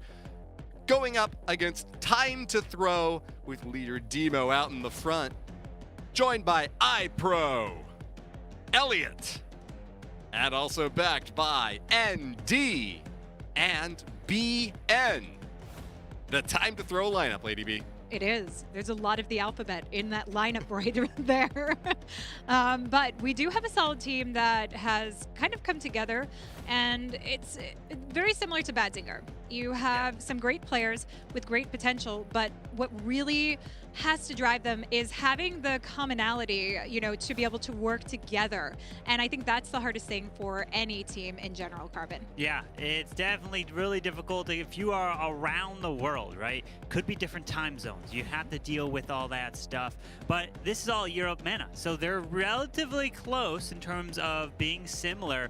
But the problem is when you're competing week after week and you're playing so much, it can come to a point of like, are you available for certain things? But this is their priority, right? This is what they're trying to do. They're trying to win these wars to get their chance at the golden ticket, which some of these players have been playing on a big stage like that before, Woody. They sure have. And you know what? They've got that experience and they're willing to share it. We actually got a quick bite from them earlier. Let's go ahead and listen to one of these Time to Throw players. We are quite nervous in a way to play against Strut, as it is one of the best teams in the world, if not currently the best. They have a very hot streak going on, so we are for sure nervous, but we will just play our game and do our best in base building and hope for the best. Well, fortunately for Time to Throw, that hot streak was broken last week by Tribe Gaming. Still, a good point that Strut might be one of, if not the best teams in the world. And that win last week from Time to Throw might not be enough momentum to swing them back into the win column. It's all going to be about the next 5 attacks from both squads before we decide who is the winner. Let's go ahead and meet the fellows from Strut. What do you say, Carbon? Yes, absolutely. Let's take a look at the lineup that so many of you know so well, as we have the captain right up front. We have Boom, and then to the left and right, Yo-Yo 23, Tryhard, And then coming in to help close things off, Mask and Aston. Which one in this specific match are you keeping an eye on, Lady B? I'm Strut. I've never heard of him. Yeah? Who is that? Who is this team that everyone keeps talking about? So with the Strut team, obviously the 2020 World Championships, and they've done phenomenally well, but they've had a tough start coming back around. So Woody, I think it's a toss-up here between the two teams if they can come in strong. You're saying that it's a toss-up between these two teams if who comes in? Time to throw comes in strong. Okay. Yeah. Well, I think it's still decisively on Strut side of things. If you want to take the time to throw odds on this book, you know what? I'll even give you I'll give you 2-to-1 odds. That's Lady Strut's B got is it. picking time to throw. You heard it here first. You heard it here first. I mean, that's gonna create some ripples, some waves. So you're gonna be hearing about that as Demo is coming in with the E-Dragons double rage with the Blimp, phrasing up that sweeper so the Blimp can make it all the way to the Town Hall.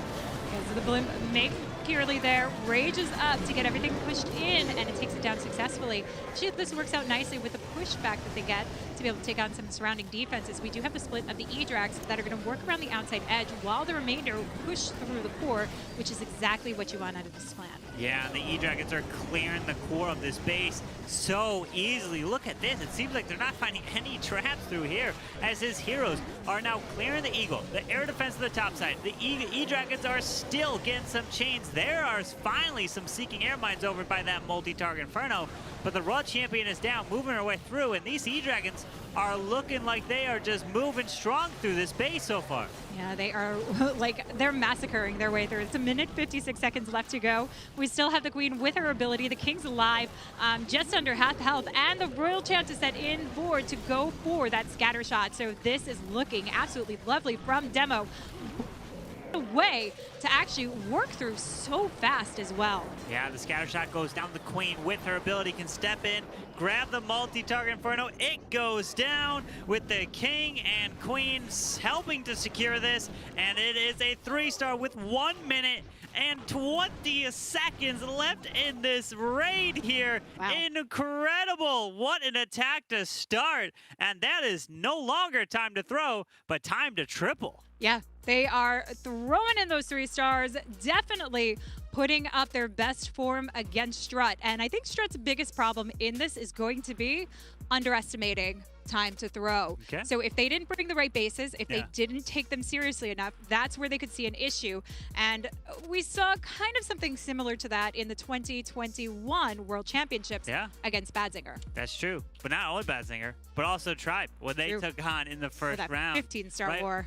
when we think back to last year, as Strut was, what, the #1 seed coming into that? Yes. And then they were the first team out of that? That's what was super surprising. Everyone was caught off guard, including us that was casting it.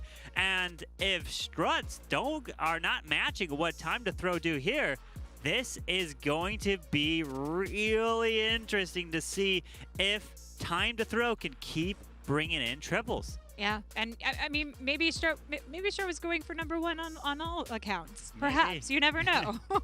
First one in, first one out. Not ideal, but they are looking to try and secure their way.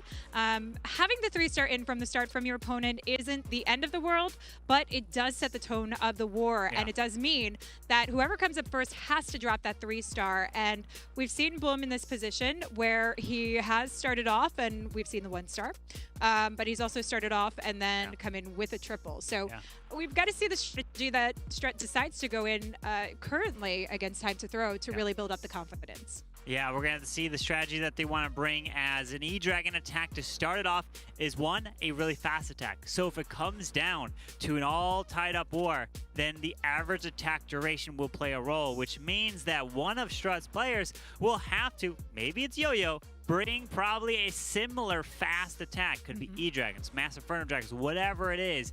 It's got to be competing with over 1 minute and 20 seconds left to have a chance at that point. And we've seen Ast as well use those E-Drags. So let's see. We're kicking off with Yo-Yo. So it's not going to be him coming in with those Electro Drags. Could be Ast towards the end, depending if they're worried about the time factor. They might have that as a backup plan here. So Yo-Yo with the Skellies helping the entry of the heroes, taking out a lot of defenses since you have the surrounding ground foes and the defending queen. As the King's ability goes off, clearing that right side with the Rocket Loon. Super minions coming out. We got the Royal Champion trying to grab the multi-target Inferno, and it looks like we have the multi going down as now the Ice Hound is coming to the top side and hanging onto the Stone Slammer still. Yeah, I like that we're actually getting to see the reactions of Time to Throw right now in the base kicking off, because it makes you wonder, like, are they sitting in suspense to see if their defenses are going to hold strong or if it's going to be taken down fast.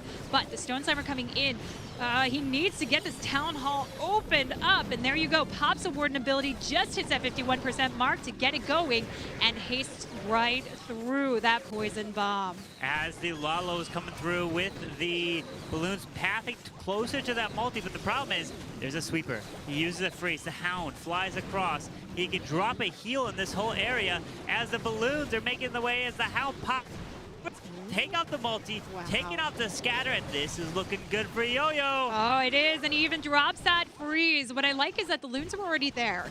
He didn't need to necessarily use it. He knows he's got what he needs. He also has an extra loon for the top side of the base where he has limited minions to do the work coming in. So he is thinking about the time factor. He is not letting anything go to waste here, which is very important because at the end of the day, when you start off with an E-Drag attack, you got a minute 20 left on the clock, and you're coming in with a Lalo, you gotta go in fast, Woody.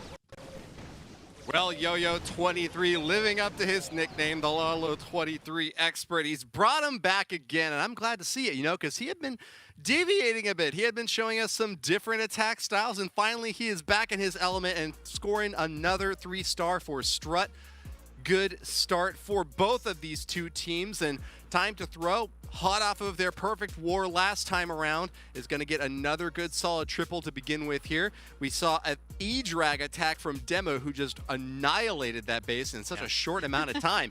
And I guess the storyline that I will pick up on here is how E-Drags are starting to pick up in popularity among these pros. We've already said that they're one of the most popular tools used by casual players, and now it seems like the pros are finding that they're beefy, they're big, they're ready to destroy these bases. They got great digs and they're here to stay. In fact, with Bombador using E-Dragons alongside Bats, not only are they bringing them back into fashion, but they're redesigning these attack styles to present a completely new sort of offense. So, Carbonfin, do you expect to see more and more E-Dragons taking the place of Lava Loon as maybe competing at least for the most powerful aerial offense? I think so when it comes to ring bases, right? So if you are going up against a ring, an anti-2-star design, that's when I may expect a little bit more E-Dragons, because if you get them into the core and they overwhelm it, they can get some incredible chain value and then take out and gut a core. But, you know, the pros love to stick with their Queen Charge Lalos, because if something goes wrong in a Lalo attack Queen Charge, they can try to recover and bring it back, because if something goes wrong in an E-Dragon attack, that could be a little difficult to recover. It definitely could, especially with that centralized Town Hall. Yep. So you want you see those exceptional pushes with Queen Charges on those ring style bases from certain players. But in general, that's why you see a lot of Lalo. It's a more controlled for players that are using it quite a bit. These, you know, these top teams that are using them for their Legend League hit, they know how to adjust on the fly. And speaking of Lalo, we've got ND coming in with the Lalo attack, but we're coming in with a Sui. No Queen Charge here. So he has to pick up as much value as possible. Goes in for the Town Hall, again with those sneaky goblins. Nice, easy way to take it down. You don't have to use any spells typically, as you mentioned. And this gives a nice start for the Queen, the King, to pick up some extra value with the Ice Golem to tank. Yeah, very nice job taking that Town Hall down. That can then help set up funneling too for a Lalo. Doesn't have to move around a Town Hall, can just move straight from defense to defense as the Queen is clearing this Lava Hound. through the poison, perfectly taking out these pups. And remember, when you're dealing with a Lava Hound with your queen, drop your poison spell on your queen, not the hound, because what happens is the hound, when it pops, the pups will surround the queen. So that's why you want the poison around the queen. Otherwise, the poison will be a little bit too far ahead and won't include all the lava pups. Just a small little tip. Absolutely. But we've got the Royal Champ actually sailing her way in through for that multi-targeting Inferno, having to take the heat of the Expo off of her to ensure that she gets full value here, launching through the Seeking Shield to just not only pick up that multi, but ensure that the Expo goes down, means that the King and Queen will get more value in their push. Yeah, with the Royal Champion continuing through, grabbing the sweeper, no more ability for her. But look at these spells. He's got like one of almost every spell, it seems like, as he's going to try to pass. Wait, he's going to lob from every direction. Why not, you know? Yeah. Just send the Lola from the right, send the Lola from the left, send it from the top side. I guess if you overwhelm the base from every direction, it can't hit you all at once, right? Yeah, just confuse the base, all the defenses, surrounded, you know, just every which way. I'm watching Vikings. I've seen this actually happen quite a bit. They come through from each side, and that's how wars are won. But ND still has the upper hand in this one. Loons through the invisibility spell really help out. 52 seconds, and this war looks won. At least this attack looks won. Yeah, this was a beautiful hit here as ND taking out the Town Hall with a blimp.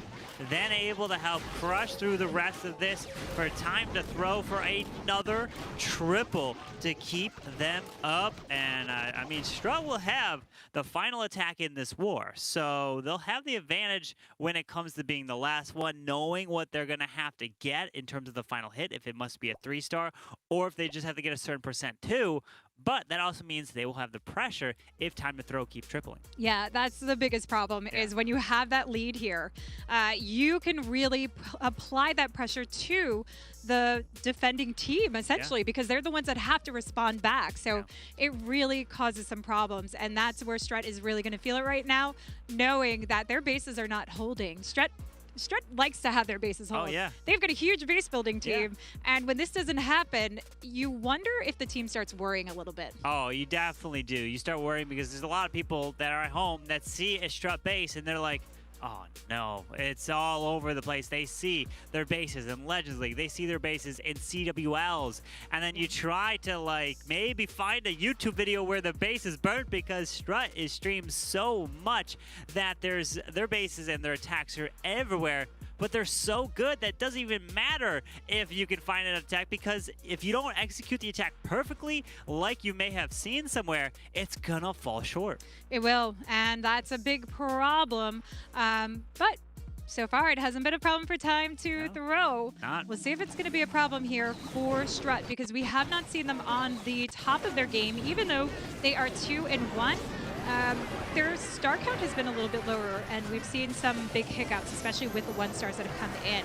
So Ab's actually coming in third position here, which we're not used to seeing. A lot of times he's thrown in as one of the first or last attackers. But kicking it off with the Blizz, which we often see Boom coming in. So I'm curious what Boom's actually going to work with today. Yeah, as Ash does clear some more of the buildings and also grabs the enemy queen. So when you can grab a queen, a town hall with your Blizzard and extra value around, then that is valuable. When you can only grab a town hall by itself and nothing else with your Blizzard, sometimes it's just not worth it if you want to do that, because then you should just go with a blimp sneaky goblin so you don't use all those spells. Yeah, but let's see what he can do with this. King taking the front line lead for the queen. She is working over those walls where the king can't reach. We're going to see them working simultaneously together. We've only got one super wall breaker to actually carry our way through, and we want to push as deep as possible, but the Royal Champion's really going to help reach over those walls, connect inside the base, and I would love to see this getting as far as the Eagle. Yeah, that single target Inferno activates the King ability, which he doesn't get any more value there, which is going to be a little bit of a problem as this Queen's going to continue to walk her way in. Okay. Yeah. She wants to go into the single target Inferno as the Royal Champion is going to help try to clear that. Queen might retarget once it goes down. Yes. Okay. She's going to make her way to the scatter, but that's a long way for her to try to take that down. Yeah, that definitely is. Unable to take down the Eagle. Wait. The Royal Champ has just enough to do it with her last die. Oh! It is hanging on by a thread and just activates as the Queen works her way in and pops that ability. So the scatter shot's not going to go down. The multi's not going to go down. And this is a huge, huge problem for Ast. As the Warden ability clips 2 Hounds here, flying across through a sinking air mine, trying to pull a few more traps, and a double Hound pops. So he has no more Hounds to protect these balloons, no Warden ability, hasting his way through to the Eagle, finding a bunch of red air bombs, hasting his way to the right. He needs to use these 2 freezes, otherwise he's going to lose these loons. There's a back-end scatter shot, he's trying! He's got the Wizard Tower, he's got like everything that you don't want for loons back here. They're dying! But he's still got to worry about the scatter. The Wizard Tower goes for the air defense. seconds though, time! Oh, he's not going to allow a lot of turn around. The storage though, Carbon. He's got the storage. It's Yeah. not going to happen, and scatter shot doesn't go down. Balloons they went down. Wow. And ND is going to hold for a defense against Ash of Strut. This could be all that Time to Throw needs.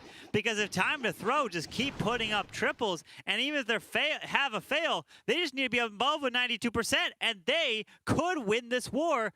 And this is going to be really interesting here, Woody. ND picks up both an offensive and a defensive win against Strut. Yeah. Congratulations to ND. He is now a new member of the Quad 3-star squad. Ooh. He's picking up triples left, right, center, and behind because he has not missed a single time so far using that Lalo to be able to surround and shut down the entire base. A brilliant use of spells, I gotta say. Yeah. And I guess the same thing could be said for Ast there. Another strong Lalo strike, but coming in short of the triple that he desperately needed just to keep these 2 teams at even keel. Once again, we saw another 2-star 92% there, and that is going to leave Strut short of the expectations that they've set for so many fans. I've got to ask you, because Strut has been a squad that is so experienced and so laser focused on the top skill, high skill cap style attacks that use Lalo, are they missing out maybe on a possibility of just doing an easier E-drag hit? I mean, I guess we could ask Lady V that. Who knows? She's the one that's the expert on that. I would just say you stick with what you know best, and a lot of that time is a Lalo attack, right? It's just unfortunate how things go, and it's the small details that matter as Elliot and his Queen charge is trying to charge through the scatter and utilize maybe a jump to get in towards the Town Hall. Yeah, I think that, when they go for these bases, Ast is a very well versatile attacker. So to not go into the drags, they saw something that was not achievable with it. But nonetheless, this gives Time to Throw a huge advantage considering having this lead over. And Elliot is known as the Welsh Warrior coming through. The Queen charge is going to help out quite a bit and needs to stand because we've only got 20 loons, Carbon, to help clean up on the back end. So we do bring in the Log Launcher, the King, Royal Champion, all to cut through into the center of the space. Yeah, really grabbing the value up top as the Eagle now goes down, dropping a few balloons on the Arch Tower. There's a Tesla that pops up as well. King's ability goes off, but notice how he's not utilizing the Grand Warden at the top with the King. He just wants to use the Warden with the Lalo because there's going to be quite a bit to Lalo through as this Log Launcher is going to open, has a Rocket Loon, pull a trap, and Yetis will help secure the multi to easily path this Queen to the Town Hall now. Yeah, this is a beautiful position for the Queen to come in. Just a nicely set up jump. Time to Throw has definitely been studying up on Strut bases and their styles, and they are definitely exceeding expectations. I did look over. Oh my, the Yeti might grab the multi. Oh, incredible. Wow. The value is insane. Yeah, this is stunning. The Queen taking down the Town Hall, eliminating that single, poses no threat to the Queen now, and this has, look how many loons are left for a small portion of this base. Queen might not survive. Wait, she's got the ability to pop through. Oh, Queen's trying. Yeah, she's trying to hang on here. Got a handful of balloons, makes the Queen invisible. She's going to grab the Air Expo. She's going to stay alive, grab the Wizard Tower, and this is a brilliant triple from Elliot. Uses a freeze now onto the AD, and look at that. Now they're going to go 3 for 3 in this match. this is impressive from time to throw. I mean, you talk about setting up on your opponents, and this is exactly what we're seeing right here. They are holding strong, and they have the muster to get in and try and climb this leaderboard. But this is going to be devastating to Strut, who is just so close to trying to get up there, potentially with Tribe, around near where Bad Zinger is.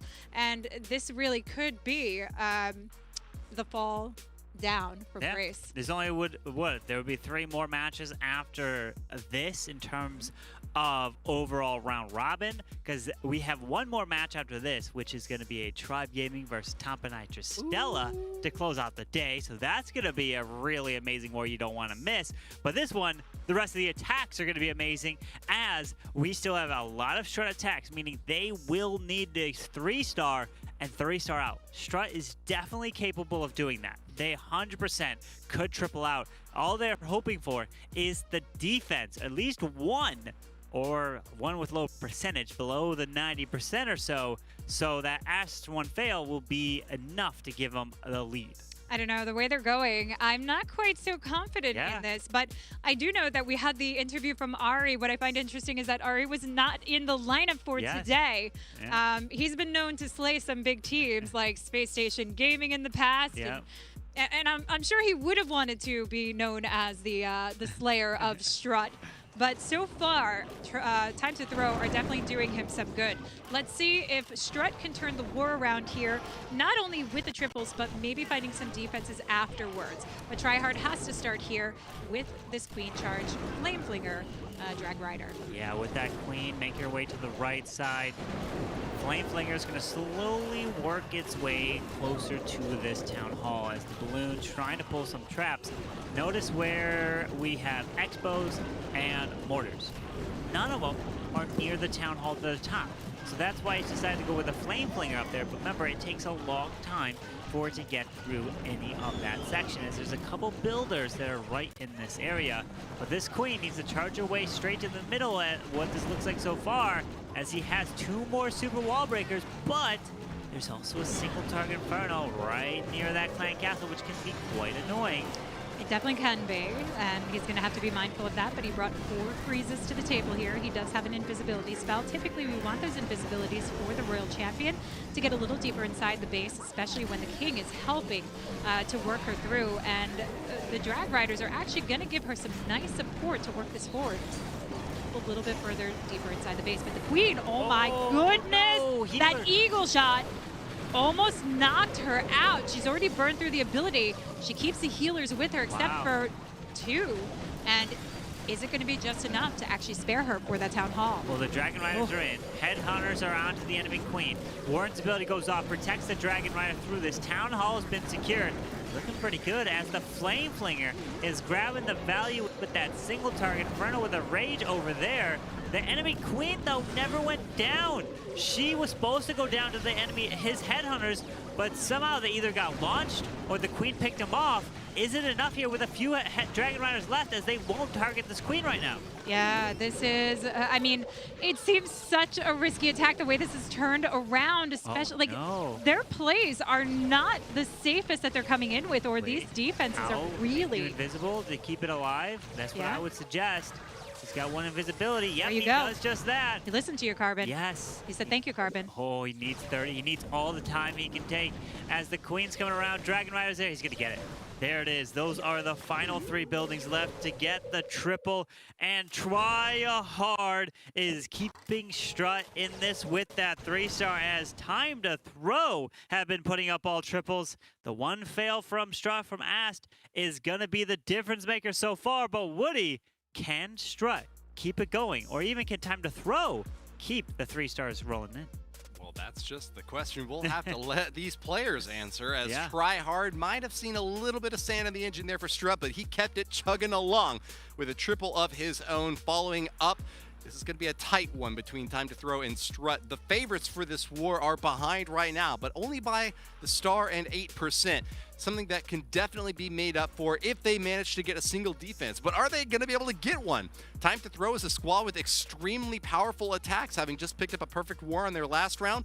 And they got a 14-star with only, I think, 198% two-star against Tribe.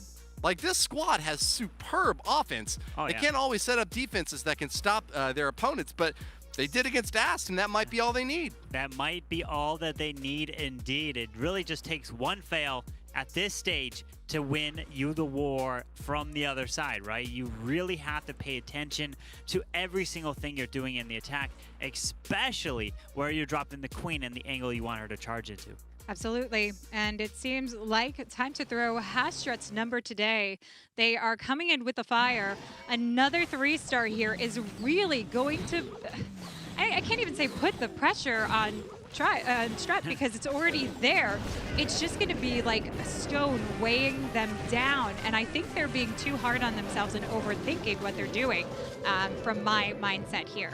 But Bien with the Hydra. So we've got the Hydra action coming in and the Zapquake to actually open up some of the pathing here. But he's already taken down the Town Hall, so he's making such an easy move. But the one thing that he did was he dropped the Hound that went in this area, then moved his way far left by the Queen platform, and then when it popped, pulled a bunch of air traps, including the red air bomb. So that's going to really help his Dragon push, which is going in that exact area as the Ward ability now goes off. Yeah, the Warden ability coming off in a nice early position where the Queen is, so we can get those headhunters. Well, we don't need the headhunters to come through, but we want to get that Queen down. We also have the Eagle firing away, so you want that power coming deeper inside the base as you're taking on more damage. So hopping in early is always a good idea, especially with the Rage, because it's forcing them along. But Tornado Trap pulling some of those drags away from the center, and this could be problematic because the multi, while it does not do a lot of damage to dragons, typically when they're hung up on structures or in tornado traps, it will rip them to shreds. Yeah, as the E-Dragon is continuing its path to the bottom, the King's ability goes off. Queen's hanging on to her ability and cannot use the Royal Champion to go and direct target the multi since she's already been deployed. But a Tesla farm pops up by the scatter to the far right. But he's got a Queen ability, just launches that Royal Champ Seeking Shield, but she turns around. Hold on, wait. This Royal Champ turns around, comes back in. That's a clutch and Viz right there. That's going to allow the Royal Champ to take it out. With the Electro Owl helping her. Wow. Wait. The Electro Owl is going to get it done. No. Yes, and the Queen's got her ability and a freeze for the scatter shot. As the Dragon comes through, needs to take down that AD, but the Queen's ability is more than enough to carry this along and bring in the 3-star that BN needed to actually keep this going. 3 after 3 after 3. They are 12 stars on the board, and time to throw is just building up their fury. So the storyline here is Strut. What's happening to your defenses? The previous war they went up against Tribe perfected them. Tripled all their bases. Now, if we have one more 3-star from time to throw, that's another perfect. 2 perfect wars in a row. If that happens, you know that you're going to have to be rethinking your defensive picks. Maybe you switch up to some anti-2s, some ring bases, and to try to trip up your opponent, because whatever you've been doing right now, it's not been working. Unfortunately not for Strut. They are definitely struggling defensively, but we're even seeing it offensively. Yeah. We're seeing some slip-ups here that we're not expected to see, but for time to throw, they are feeling the confidence as they have gone 4 for 4 and looking to bring home that perfect war, as you mentioned. They hold all the cards here. They triple their final attack, they win. They don't care what Strut does in their last 2 attacks at that point. And it's when you have that mindset and you know that you can triple and you defeat a team like Strut, that is just so amazing to have, but it's also a lot of pressure as well. It really is, but I think they're past the pressure point at this point. I feel like they are so confident coming into this one. And is it iPro that we still have left to go with the final attack? And he's been around the scene for quite a bit, so this leaves him a lot of confidence to work with on that final attack. But let's see where Strut lands as Mask comes in with the 4th attack. 10 Super Archers! What? That's the first thing I saw. What? Mask, this is not my creative series I got here, I think. I mean, yes, I love to see this, but let's see what the plan here is. Okay. I'm kind of thinking, you know, what we said from the start. Did Strut underestimate what time to throw is going to come in with defensively? I don't know. Because the attacks that they're coming in with seem very intricate, very complicated, and something that you wouldn't want to do when there's a lot on the line. It doesn't seem that they're playing it safe, especially when we see Super Archer attacks. Yeah, coming with Super Archers, the brilliant thing is they can reach so far over the wall that even a queen couldn't reach. That's the amazing thing with Super Archers. But as he's dropping the queen behind the ice golem, Siege Bears far left. That means he's going all out, sending his troops towards that core. Yeah, so we have the 2 extra healers to come in, work all together. Beautiful shape up to power through. And you mentioned that long reach range does start clearing out as they work further behind. So that's going to be a nice deep dive in. I can't say the safest approach. It could be a smart. Eagle, oh Eagle. no! Come on, no! The Super Archers, they're gonna. Oh, hang on. Oh my! Because when I do Super Archer attacks, if you let that Eagle artillery hit your Super Archers and the healers are not there, they're dead. Done. They are gone and they won't survive. So you have to think of how you protect them through an Eagle artillery shot. As we have them going straight for the Town Hall. And look, remember, they can hit the Town Hall and they can skip over it, but they unfortunately were just too far away and didn't do that. Yeah, and they are going to go through the Poison Bomb now. Warden ability was used just a little bit early, so we are going to see them die through this potentially as the healers start crossing over as well. This is hanging on though for now, but drops the invisibility for the incoming damage, but it's not enough. The Queen still has her ability. There's still a Royal Champ to come in. He could have it defensively, but that King looks mighty fearsome on defense. Yeah, the defending King is going to be a big problem here as his Queen is making her way to the top side. Still has her ability, but the Super Archers, is there one? No, the Warden's clearing the multi. There were Archers. He gets that. The whole core is down. He's got a freeze. Now the Warden's going to work on this King. No headhunters. So the Warden's going to actually distract the King, freezes him up. The Queen ability can take out the rest of this base. Wow, this was a beautiful turnaround here for Mask. 19 seconds left to go. Getting through the storages, drops a Wizard, drops the Archer down at the bottom side. Minion going for it. Did it. He's got the 3-star, and that is what they needed. It's not enough, but they at least needed something to hold on to, some sort of hope here, Woody. What in tarnation was that? Mask is off his rocker, but still somehow manages to bring in Magic Archers of all things to get the triple on that one. First time we've seen that in the Snapdragon Pro Series, so put that up on the board as a first for us. Mask has done it, though, and that's going to be another 3-star for Strut, leaving them ever so slightly short, just still that 8% and 1 star behind time to throw. That gives time to throw the opportunity to get another perfect war.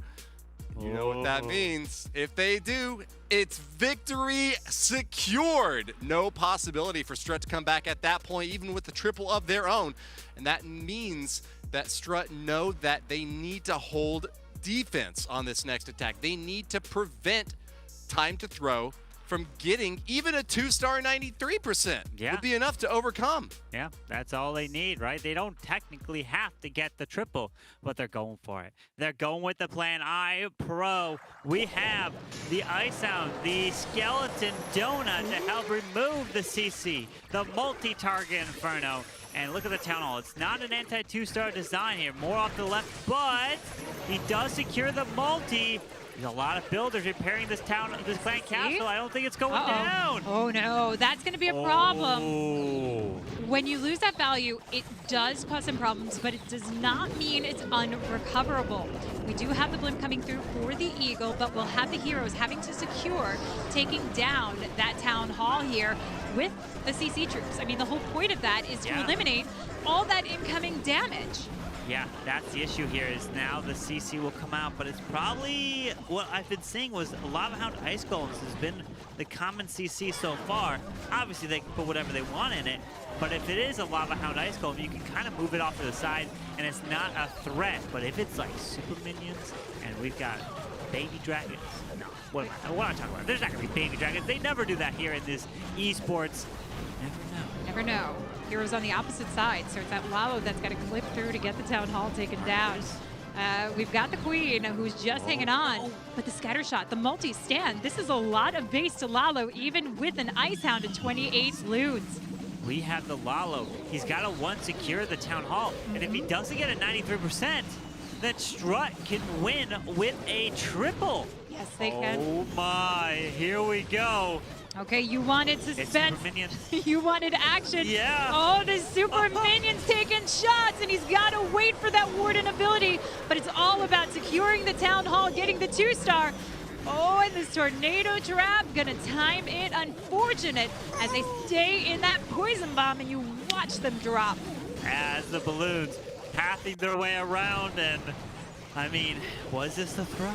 Was their name fitting here? If Strut triples, then this could have, it did cost them the war, as it is not even going to be close in percentage. So, boom, the final attacker for Strut holds all the cards in his hands.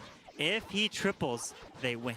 If he doesn't, they lose. And if you lose this match, it's going to be really difficult to come back as being number 2 seed. You're going to have to make a big comeback with only 3 matches left. You're going to have to win out and then get some help from other teams. Yeah, this is a big turnaround in the game. In, you know, percentage here, not helping out iPro at all. 68% is where he lands. I think that's the lowest, unfortunately, that we've seen today, and all because of a missed CC. Yes, that's it. The Clan Castle did not go down from the Skelly Donut, didn't get that value, and then at that point, it was just saving the 2-star, because you're not going to get a higher percentage, or at least in the high 90s, if you fail to take the CC down, if you also don't grab the value with your heroes, which is seemed what happened. Yeah. Because usually what happens is if you don't take down the Clan Castle, that means when the Clan Castle comes out, your heroes get stuck, doesn't get the value. But in that attack, his heroes didn't get stuck by the CC at all. So he still, it's just kind of could have been just a planning mistake there, as he thought he would have got more value nonetheless. Yeah, I would have expected to see him come in from that Town Hall side and then take the opportunity to actually cut across the Lalo through the diagonal from the 3 to 9 o'clock side. So again, could have been a pressure error, and just unfortunately one of those last-minute judgment calls that did not work out in their favor, but they still have an opportunity. Boom has been known to be a little bit shaky these days, and we've seen him drop those 1-stars. The one thing that I've noticed with Boom, because I do stream them a lot, is his speed and accuracy in coming into this. So he's got to be on point, and this is a lot of pressure right now. So that's only going to make the speed and accuracy of his spells so much harder. As that Queen is charging her way, well, Town Hall, that's going to be a long way. Yeah. That's a long way to go for this Queen, but you know, he could do it. As the Flame Flinger is setting up the funneling on the far left with that Queen under rage. Gonna have to path through a multi, Grand Warden Altar, all this stuff so far. No jump spell. So he's relying on this Queen to eventually walk around this wall, but that mortar could be a problem.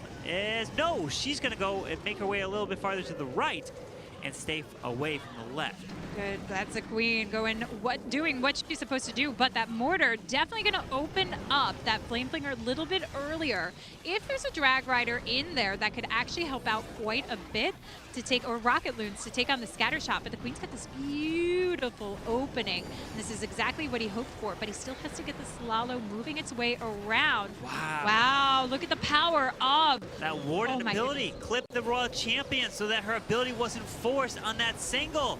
And a Dragon Rider comes out, and this is looking good for Boom. It really is. Wow. The power of that Flame Flinger, like, knocked it out. The burning sensation. And you can see it. He knows. Yes. He's got the 3-star needed to tie this up 14-14. And with that, Strut get the 3-star. They will advance up, get that win that they needed to try and move up to the ranks of Bad Zinger.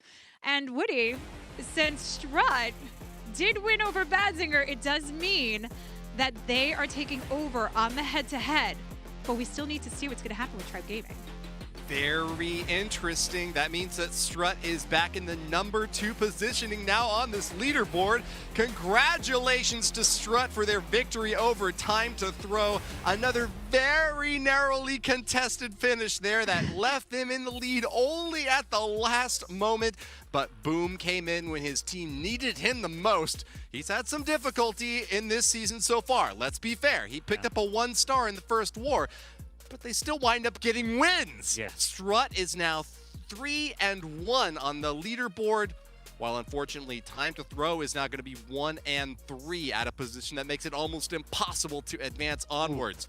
With 14 stars, taking a 1-3. Yeah. It's just such a heart-wrenching loss at the very end of it. Yeah. But unfortunately, this is something that's happened to iPro before. The final attacker here also lost the first war of this challenge season after all 4 of his teammates had put up triples. Is there just something about the pressure of being that pitch hitter at the very last moment to try to close it out that makes it that much more difficult to get the perfect Carbon? Yeah, I definitely think so. When you're the final attacker, I talked to Itsu many times about it because he was always usually the closer. Itsu would always usually come in at the end and be the one to either have to win it or lose it. But granted, he's not really the one that wins or loses it, as all the other clanmates are the ones that help play a role in that match.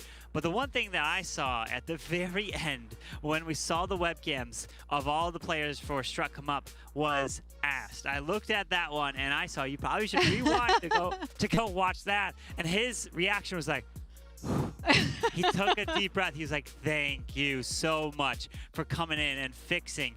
And I didn't want to be the one that cost us that loss. No, but those 2 teams, Strut and Tribe Gaming, are both known for their motto that you win as a team and you lose as a team. You know, when you're a 5v5, it's not one for all. You know, it's all for one.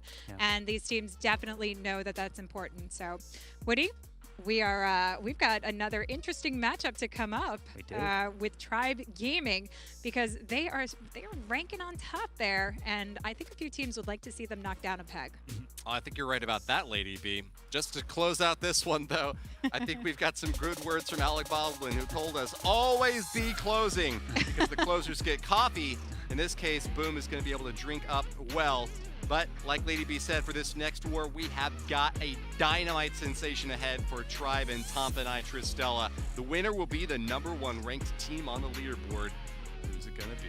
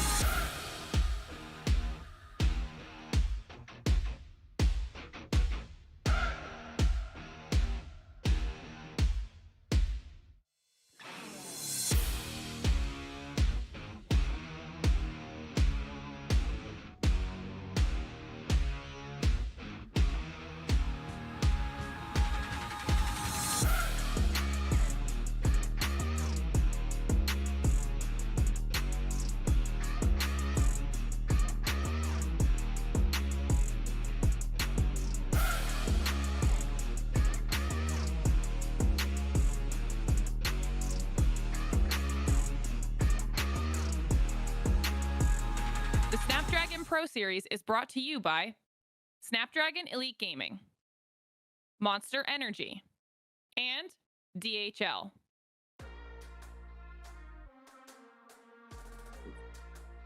So funny, yeah, I would say funny, because we are laughing every time at MS when testing bass, playing, or just chilling in voice. It's every time fun and we enjoy.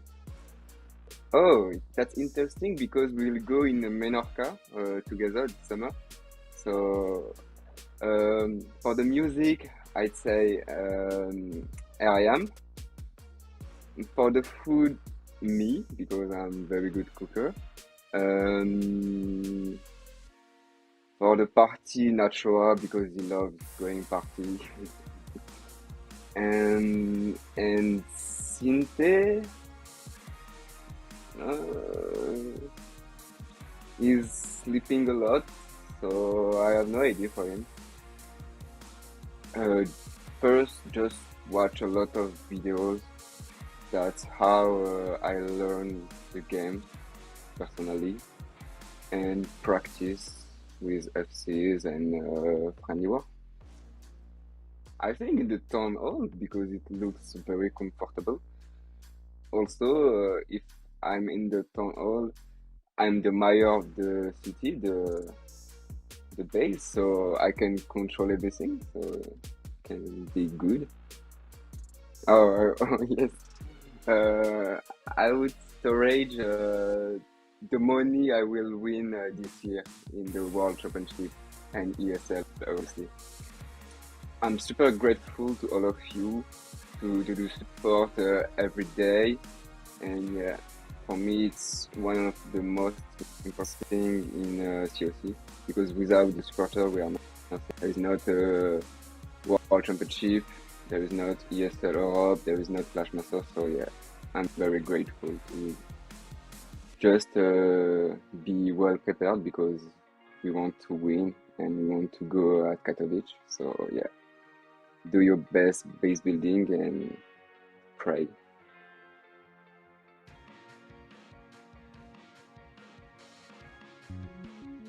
Welcome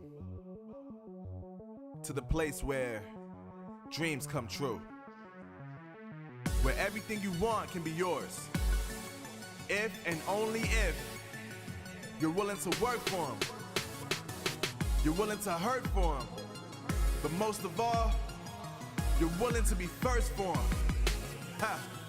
Look, I'm going straight to the top. I don't know how I would stop, like it or not. I got some goals that I'm hitting. You hear what I'm spitting? It's hot. Look what I got. Whole lot of passion and pain. The road to success is insane. Stay out my lane, cause I'm on a mission. I'm getting what stands in my way. Yeah, I'm a beast. I wouldn't play with me, baby. The way that I'm training is crazy, and I do it daily. You wanna talk about drive? I got more drive than Mercedes. I've never been lazy. I'm in the room, it's a red alert. You wanna compete? Well, get better first. I got 10 toes in the dirt, push through the hurt just to show them my worth. I'm the best. Yeah, I'm the best. I never stress. I know what's next. I'm who they test, like we playing chess. They're gonna pan to us real quick. Howdy, y'all, and welcome back to the Snapdragon Pro Series. And now, the moment that you've all been waiting for. The undefeated, the champion in this corner, Tribe Gaming, with a 3-0 record, a mighty iron fist holding on to the top spot. And the challenger in the other corner, an amalgam of two amazing teams from Europe, Tampanai and Tristella, here to unseat a king, the revolutionary leaders leading the charge toward the top. Who's gonna take the throne? Who will wear the crown? We will find our number one seeded team after this next war, because these two teams have no betters. They have no higher ranking squads. Who's gonna be on top of them? No one. It's just a matter of finding which one is gonna be number one. Lady B, I think she's ready for the first round. Where's the bell? We are ready. There it is. There you go. They are now spun up. They are queued and staring down those Should be round bases. 4, right? It should be round 4, yeah. Yeah, but this is going to be an absolutely incredible match with Tribe Gaming undefeated so far. Not only undefeated, but they only have one fail out of their 15 attacks. That's 3 wars. And their one fail was missing a 1 building, a 2-star 99%. Yeah. That's pretty fearsome for anyone coming in against them. But, Carvin, I'd like to think that if anybody could knock them down, it's this magical team that's come together called Tampanai Tristella. You might know VN Tampanai, you might know SG Tristella, all solid players. And Woody, talk us through this amazing lineup. Hawk might be sitting down, but he is going to be standing strong in this war. Oh, no. He's joined by Exo Danny, Stana, Diego, and Almualin. Man, what a lineup here. I think the graphic artist might have done Hawk a little dirty here. But some amazing players that are going to be going up. And Tompadai and Tribe have a real big history, a long history dating back all the way back to the 2019 World Finals. And it's not stopping here. Well, you want to hear some trash talk? You want to hear it straight from the yeah. horse's mouth? Let's send it over to Tompadai. Let's hear what they have to say. I mean, Tribe is a very, very good team, so it's gonna be hard, obviously, but all we can do is try to perform and beat them. To beat them, you heard it straight from us, you folks. Right from Tompadai's mouth, they are coming at them. They are out for blood. Tribe is gonna go down, says he. Well, let's see if Tribe can hold off against this furious man. Let's see if they can manage to get another victory. Will it be a perfect even? Ooh. Led out by Kronos in front. The rest of the roster is just as terrifying. Excosist, Riquires, Ibrax, and Fluxy. Ooh, this is a mighty fearsome lineup that we have here, and as Carbon mentioned, they are almost perfect in their running except one building shy. Just that one building that has kept them from perfection. But Woody, I think we got a little smack talk coming back around. Okay, fair enough. Let's see what Tribe has to say. I think also tough. I think every match in the challenge season is tough. I think we've seen last week they perfected once and fell short the second time on a couple of tough bases. I honestly think it can go either way. It could be another one of those 15-14s with like a 98 being the fail. So I think only time will tell. I don't want to say anything that will come back to haunt us.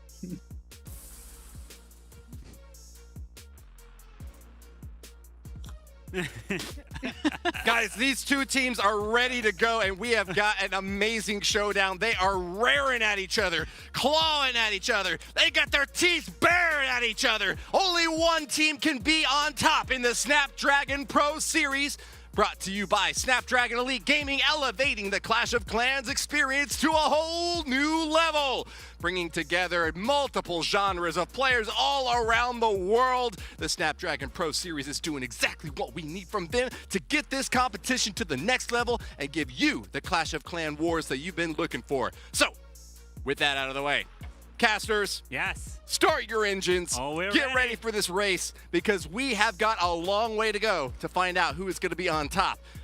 Is there a chance that this could be the first perfect v perfect that we have seen in the entire series? I think it is definitely a chance as we're looking at the stats here, and look at Tribe. 14.67. It's really more like 14.99, it really seems like, as a 99.93. Only the one building that they have missed so far. These are two powerhouses going against each other. They really are, but my money is riding on Tompanai Tristella to take down the victors so far. They're gonna knock them far down. Well, I guess they wouldn't knock them too far down the chain, but they are gonna knock them down a peg in this one. As fierce as they might be, Tompanai Tristella, you mentioned, they have this history. And Woody, what was your prediction on it? My prediction on this next war? Yes. Is victory for Tribe. Tribe has seen Mulan. They watch Xianghu. They know that all you got to do is send one back to see why they left only one building up in the entirety of this Snapdragon Pro Series so far. 15 stars, 15 stars, then a 14-star with just a 2-star 99%. That's how you say destruction is coming for you, brother. Incredible. You know, Woody just makes it like no other, and you're hyping us up. Hopefully, you guys at home are hyped for this final match here today, which we have Tribe Gaming taking on Tampanai Tristella with Exo Danny leading it off, coming in with that Queen Charge Lalo. We do have a Baby Dragon that can try to help with the Queen's pathing. No jump spell here, so we have to get this Queen to charge all the way around. And notice Nebrax using an anti-2-star with the Town Hall all the way in the middle. Looking to throw Tampanai Tristella off their game. We have Exo Danny, who is part of the SG Tristella team. They seem to be working really well together, despite coming in quite a short amount of time. You would think that they have different opinions on defenses, on offenses, but so far working hard together. But it depends, because you're going up against the best of the best so far here, and this Queen has beautiful pathing. We've got a nice deep dive of the blimp coming through for that scatter shot. Gets pushed back though. The air sweeper causing some problems, but gets right over where he wants with those raged up Yetis. And they're trying to take out the enemy Queen. There it is, Damager. We have the Yeti Mites grabbing the scatter just in time, but the enemy Queen is barely still alive. Yeah, she's got some damage to her, but it'll be an easy takedown. Now the main thing is turning back around into this Town Hall and getting that done. So the King has to force her along.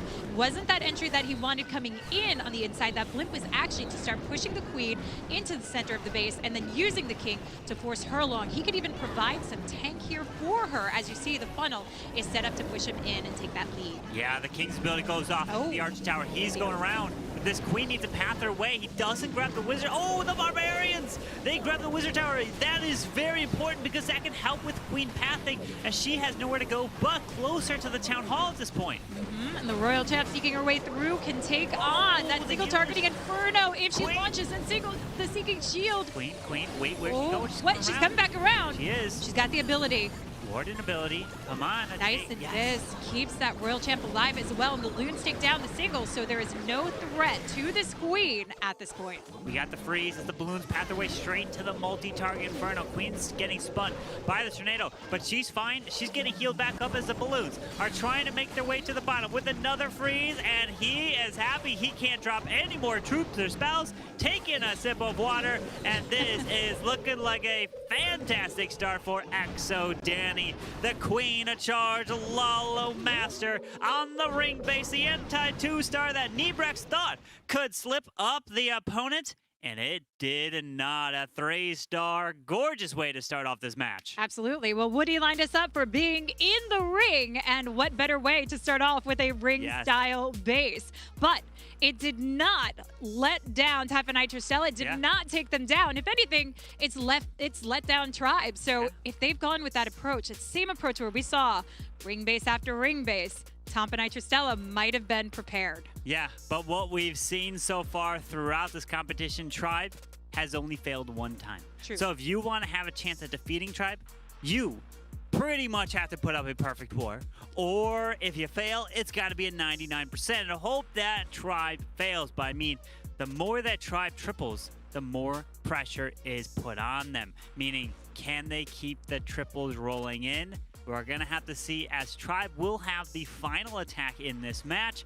That could be even more pressure put on. That could be the determining factor, as we saw with Strut versus Time to Throw. And that could be such a great way to finish off this war. But let's see how Tribe kicks off the war. Typically, we see Nebrax. So he's that beautiful face that we want to see smiling. And going in, thinking about that fast attack, Carbon. It is with the anti-2. So we're seeing back-to-back anti-2 ring bases coming in this war, as Amualan is trying to trip up Tribe with one of these bases. Maybe they've thrown him even more, as the E-Dragons are on the edge, getting the chains. E-Dragon straight on into the middle. We don't have any heroes off to the bottom side near the Wizard Tower. Enemy Queen pops in very, very early Warden ability to try to protect these balloons as far as possible into the core. Absolutely, because they want to pick up as many defenses, but they also want to pick up as many traps as possible and give these E-Drags a fighting chance to get to the Town Hall. Even if it wasn't the Town Hall here, you want those early abilities to get through the core of the base, but the Loons take down the Town Hall, and the E-Drags circle around that poison bomb. This leaves so much for the heroes.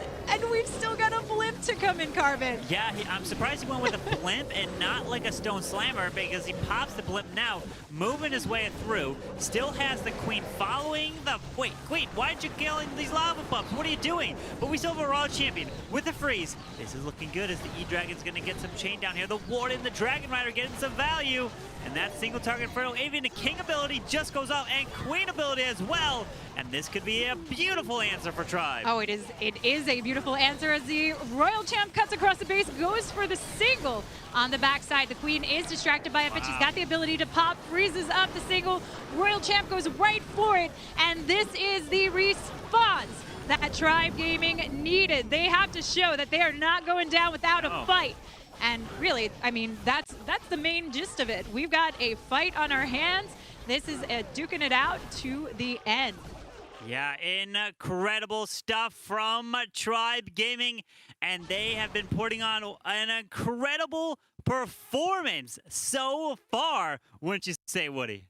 Absolutely. 2-3 stars to start, and we have got a fight here, folks. Neck and neck in this race. Punch for punch. They are even Steven. We're going to ring the bell real quick, let them go back to their corners, talk with the coaches, dab their foreheads, because they are going to be jumping right back into it with the second attack coming just a short moment later. I think that we've seen some slow, kind of measured, not necessarily the most intricate attacks yet, but powerful nonetheless. Yeah. Sending them in, just with everything flat out there ready to destroy, especially with E-Dragons. There's not a whole lot of picking apart. Yeah. And with the balloons able to take down the Town Hall even, not really having to do a whole lot of planning for a base like that, but really being great on reactivity to make sure that you get the triple. Take another look here at the start for Nebrax. With those E-Dragons, this was the key. The very early Warden ability, which allowed those balloons to make it to the Town Hall, because a lot of players at home, they use the E-Dragons, they wait for the Warden ability over the Town Hall. But you're learning from these pros, don't do that. Hit it super early so you protect the balloons as much as possible, and then they're the ones that made it to the Town Hall and crushed it. We are learning so much every single time we're watching these wars, and they're teaching us exactly how to smash these bases with E-Dragons. Yeah, and we are getting ready for round 2 to come in with it. We need to see what's going to happen, and we've got 3 stars on the board so far. Yeah. Do you think we're going to see more triples coming through, like straight through to the end? Do you think that's the pressure that's coming in? I think that's already kind of guaranteed at this point of what each team has been doing. I'm going to be surprised if we don't see triples coming out. That's going to be the shock. Remember back in the day when we saw triples coming in, we were like, what? We're seeing all these crazy amount of triples. Now it's reversed. Now it's to a point where if you don't triple, you are shocked. You're like, you almost have no chance to win now. And if it's a perfect v perfect, we're going to take it down to time. Yes. Might not who's the winner. Well, we'll see if it's going to be time. Those E-Drags can help with that, and that last attack was stunning. The only thing that was missing was Nebrax's cheering face, his smiling face that we look forward to. But here we have Hawk sitting as we expected him to be. Maybe because maybe he feels he's been carrying the team just a little bit too much and his back was hurting, so he had to sit down. But the team has actually been doing rather well, as we saw from those stats regardless. But again, Ante, 2-star bases, those ring-style bases, we really are in for a match today. We are indeed for a war as the King's ability goes off. But look at the jump. He's not taking it. The Queen's going the wrong way. This is going to be a huge problem if this Queen doesn't make her way in to grab this Town Hall now. Uh-oh, that jump spell is not being utilized. No, that is a problem for Hawk here, and he's trying to recover by dropping that King, forcing the ability, trying to get him working through quickly, and the Queen looks like she's setting back on course, maybe with the Loons. The Expo should drag her in, so that is perfect at least to get this coming through. But that Royal Champ can help out, if need be, by going for the scatter shot on the opposite side of the Town Hall. Yeah, you definitely want that Queen to go grab the scatter shot to the left, which she would have also grabbed the multi, the sweeper, and all that. But the Town Hall's going down. She can path to the scatter, drops a poison spell, freeze onto the super minions. Queen's taking a massive amount of damage, but she's not going to that scatter. Yeah, but he doesn't want to lose out these healers, and they are firing away. This is where we need to freeze it up or send in the Royal Champ. But he's got the Royal Champ waiting in the wings here, just drops it down. Is coming through right underneath the loons. And the healers are safe temporarily now until they get closer towards that multi. But the pathing actually is looking good as they circle around the base. Yeah, look at that. That Warden ability really protected everything to allow this Queen to continue her charge around. And that jump was basically swagged, it seemed, as the RC ability goes off. He has another Rage to use for his Queen if he wants. And there it is. Rage for these loons, stepping in. And the Rage is also for the Rock Champ. Hawk, what an attack when we thought that you were going to have a swag jump, missing it, to causing a potential fail, to overwhelming, crushing the attack. And this is a brilliant hit to answer what Tribe Gaming just did. I mean, look at all those loons left over in there. That says it all. When you don't lose like any loon that you brought to the mix and you miss your jump, your Queen doesn't do what you want her to do, but you still recover, that man deserved the seat. That's why I was sitting down. He's like the king. I think this team is just like unifying around him, but we'll see if they can keep that momentum up. But we still need to see if Tribe can keep the momentum up as well. Absolutely. We're always wondering that question, if the next attacker can triple given the pressure. It is mounting here in this final war here today. Each war, or I would say in the Snapdragon Pro Series, we have matches every Wednesday and Friday. You guys do not want to miss it because we have another 3 matches to come. So next Wednesday and Friday, and then the Wednesday after that. So it's going to be a lot of stuff. 3 more wars for each team, and then you have to be the top 2 in the leaderboard to have a chance to advance to the Challenge Finals, as Tribe is currently undefeated 3-0, but if they lose a couple matches, then things start to get interesting as they fall down, and then all the teams down below them have a chance to make that comeback. So you're talking about 7 matches that they have to go through. That's a lot of defenses. Yes. Do you think maybe Tribe came in with their biggest defenses right off the bat and maybe are starting to slow down a little bit, which could make them fall down the rankings? Definitely could, for sure. But you know, their base builders are always building no matter what. So they're always testing bases, always moving traps, maybe even reusing some bases to try to trick your opponent. But I guess it really comes down to your planning. They always usually say is use your best bases to start so that you can get to a certain point, but that's for a playoff bracket. That's not taking round robin into consideration. So I really don't know. We'll have to ask the players maybe one day to say, hey, what was your game plan going in for building bases for a round robin style tournament just like this, as the King is going to charge his way into the enemy Queen. The multi still has his ability. Freeze is now used to help continue to get this value. I love it. More ring style bases. It's just perfect for this. But setting up a beautiful path. Queen still going strong. We've got the wall break to sneak through, try and get that opening. Actually, it is open already and ready to go to get that Queen in, but the King needs to sneak to the side, so the Queen doesn't have anything else to latch onto, but she's going for it. He didn't clean quick enough.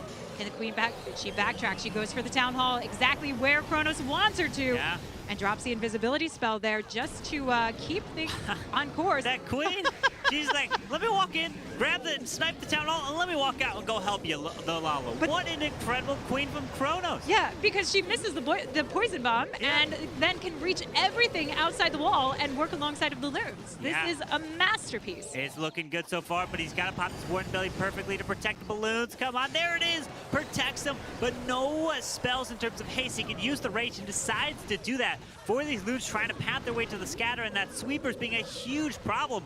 But Queen has her ability. We only have a minute left in this attack, so this Queen, time. This could be a time fail. One more Rage to utilize. Ooh, that multi. He drops the Rage to try and get those loons through. No freezes to help them out, but the Rage can settle it in.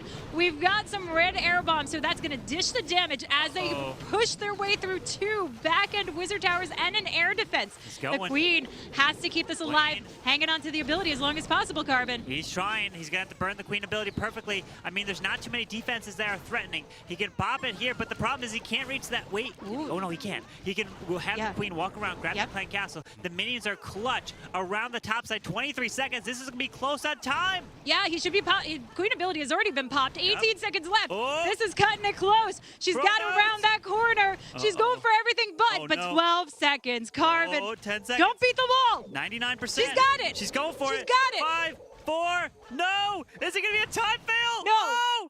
Oh, 3-star. Oh my! I'm looking at his webcam, and I'm like, wait, does he know something we don't? Because he has we are a little bit of a delay. So he was like, no, shaking his head, and I was like, wait, did he just time fail? What Not this time.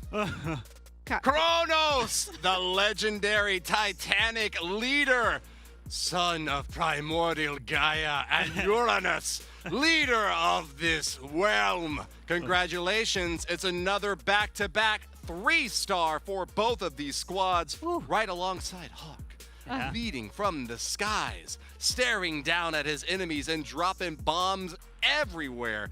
Another huge 3-star to 3-star follow-up for these two teams. I gotta say, I was a little worried at first about that Hawk hit. The Archer Queen having deviated a little bit from the path and leaving those healers vulnerable to strikes from the scatter shot right there in the core. But nevertheless, he piloted it to perfection in the later stages and managed to keep his head on straight long enough to get all 3 stars secured. It was really those heroes that kind of knocked apart the rest of the base afterwards, right, guys? Yeah, definitely. The heroes were able to get it through. Having the Queen move around got incredible value. It was crazy. Absolutely. This is cutting it as close as we had hoped to see with these 2 stellar teams. So we've got Diego coming in for Tompadai, and Diego set up with the Queen Charge Lalo, again, ring-style bases. This is the base of choice here to find those trip-ups, and that's really the name of the game. At this point, I think they're at a loss of how to defend with so many different styles of attack strategies, knowing the caliber of players. You're talking about some of the best teams in the world that we are watching here, just from EU MENA. Yeah, with this Queen now trying to charge her into the Town Hall again. Another anti-2-star design with that Town Hall all the way in the middle. With a freeze coming through, trying to get this Queen to charge her way all the way through. We got so many defenses, including the enemy Queen hanging out. He's trying to keep her going. There's so many defenses, and no, the Queen! No, her ability wasn't forced. That was so close. Oh, so able to save that, but can he get her inside the base to go for that Town Hall? He still has a Stone Slammer in play. Could switch over to a Blimp depending on what's in there if the Queen doesn't follow suit. But he needs to try and get her pushed in. Drops that freeze to help hold off not only the scatter shot, but the oncoming defensive troops. But the Lalo's pathing around from the opposite side, which not necessarily a bad idea. I'm just worried about this Queen working her way into the Town Hall. He's got a Blimp that there we sent go. for the Town Hall. So that's his plan. He's going to let the Queen just walk Lalo around and Blimp that Town Hall and take it down, as he does have another rage.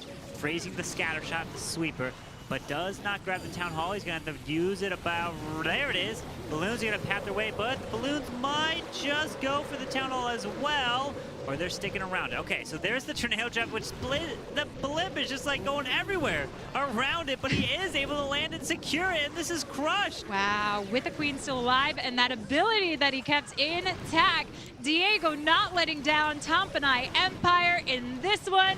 You can see he just brushes that hair back. He's like, whew.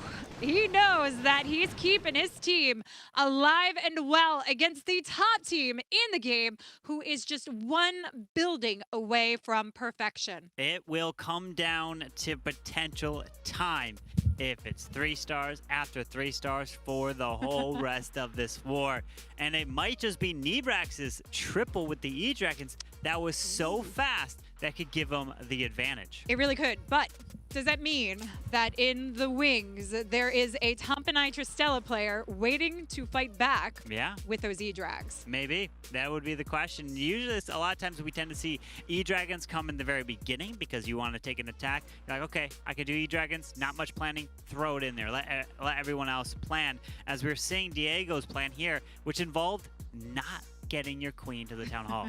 You know, when you don't do that, you let the Queen walk around, and then at that point, you're like, I don't care if the Queen walks, because her goal is not to grab the Town Hall, and that's where the Blimp secures it. And the plan was beautiful. Absolutely stunning. Yeah, and a lot of times you see these players with various types of siege machines. Yeah. And they switch it last minute. Sometimes to save, sometimes it's just what they have set up and they switch it because it's in their CC troops. Yeah. So we don't always know exactly what their plan is when we're looking at it and trying to pick apart and figure out, like, where are you going with this? We've seen some wonky ones too. And then, of course, we have players like Mask who throw us for a complete loop and drop in the Super Archers. Right, Super Archers using Siege Barracks as well. It's wild. If you guys missed that war, definitely go check it out. It was all the way down to the final attack. But this war, I feel like, is going to be the exact same, as it's now Exosyst's turn. And look at this man. I know. He is coming in. Who could resist his attack with the Zap? Lalo, he's got the Ice Hound, he's got the King, the path his way into the Eagle Artillery. He's going to move his way around as the Queen is going to try to take advantage of maybe these openings in the wall, as a Flame Flinger is already being utilized to the bottom side of the space. I mean, this man needs some palm, like waving him from behind here. Yes. But let's see how this Lalo is going to work out for him. Starting off with that Queen charge, she needs to work her way into the center of the base, taking down the Town Hall. You don't want the Lalo pathing through here because you expect to see a lot of damage, but you also have both of the scatter shots, Royal Champion and the defending Queen there. Yeah, with the Lava Hound that is defending, this Queen can grab this value, but he does have an invisibility spell. As we see the Queen to charge her way through, there is the Rage.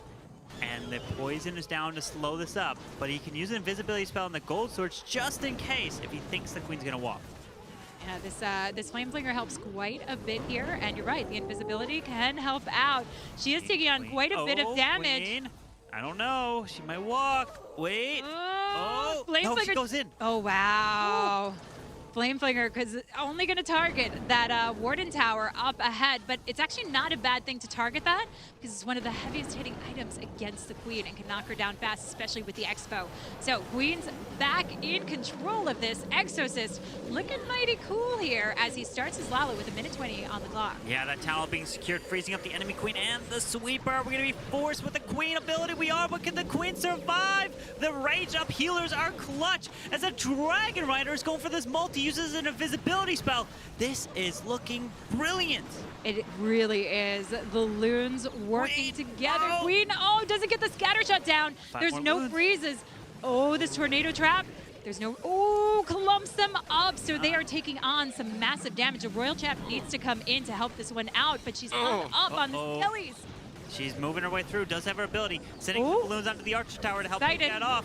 He did lose a Dragon Rider, I think, but this Royal Champion should be enough to help finish off the defenses. But the question is, does he have enough time to finish off the whole base? And he's happy. He's happy. Pumping his fist, and it looks like it will be. We've got the sign that it is the 3-star from Exosyst, and that is a beautiful way to continue round 2. Round 3 now. Round 3? Oh, yeah, we are the third set of attacks. I didn't even get my round 3 card, Woody. You failed me on that. Attacks, and all of them are triples, Lady B. We aren't even able to keep track of the rounds, and they are still knocking down these town halls one after one, destroying every building in their wake.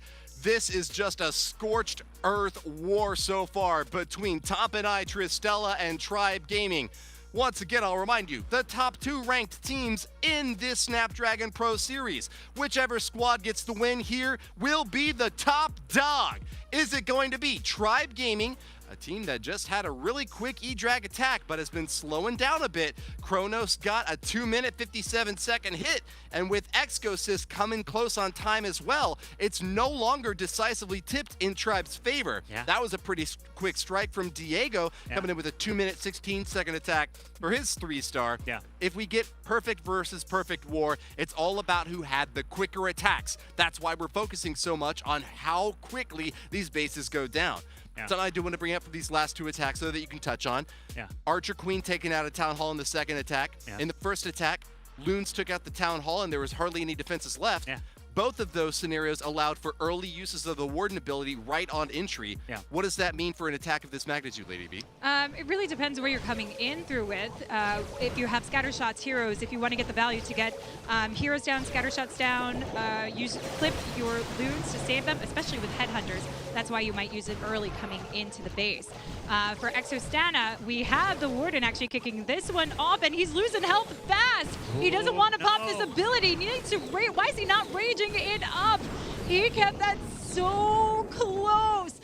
Losing a Warden ability in a Super Witch attack would be like the death of this. It would be, but time is also an issue. So Woody touched up on the times of everybody, and I actually got them right here in front of me, as we have Tampa Nitro Stella at an average of 2 minutes and 30 seconds so far, and we have Tribe Gaming at an average of 2 minutes and 28 seconds. There's a 2-second differential right now between their attacks, and if this one for Exostana takes a long time, this could be bad, even if it's a triple, right? Because all the attacks so far have been triples, you just have to be faster, and Super Witches are just not that.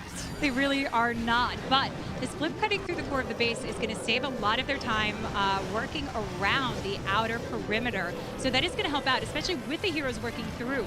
We do have the rocket loons coming out, and they don't... Wait, sneaky goblins in there? Huh? Yeah, sneaky goblins go for it. They take it down. Oh. I was nervous. Wait, the queen though, she's walking in this area here, so she could, no, she won't step in this tower poison because that single target Inferno will drag her to the left as he does pop this hound here now. There's a lot left. I don't think he's gonna make it. No, minute 14 left. Again, you said the time is the issue, but there's still a lot of damage to worry about. We wanted the heroes, like in this kind of attack, going into ring style base, it's not easy to use Super Witches. This could have been a huge mistake coming in from Stana. Warden has already popped his ability, as we know, and dies out due to the scattershot. Healers are next, and they're not even on the queen, they're on the Super Witches, which isn't necessarily a bad thing, as long as the queen is standing behind. She's got the unicorn, but 48 seconds to get through a scattershot, a multi.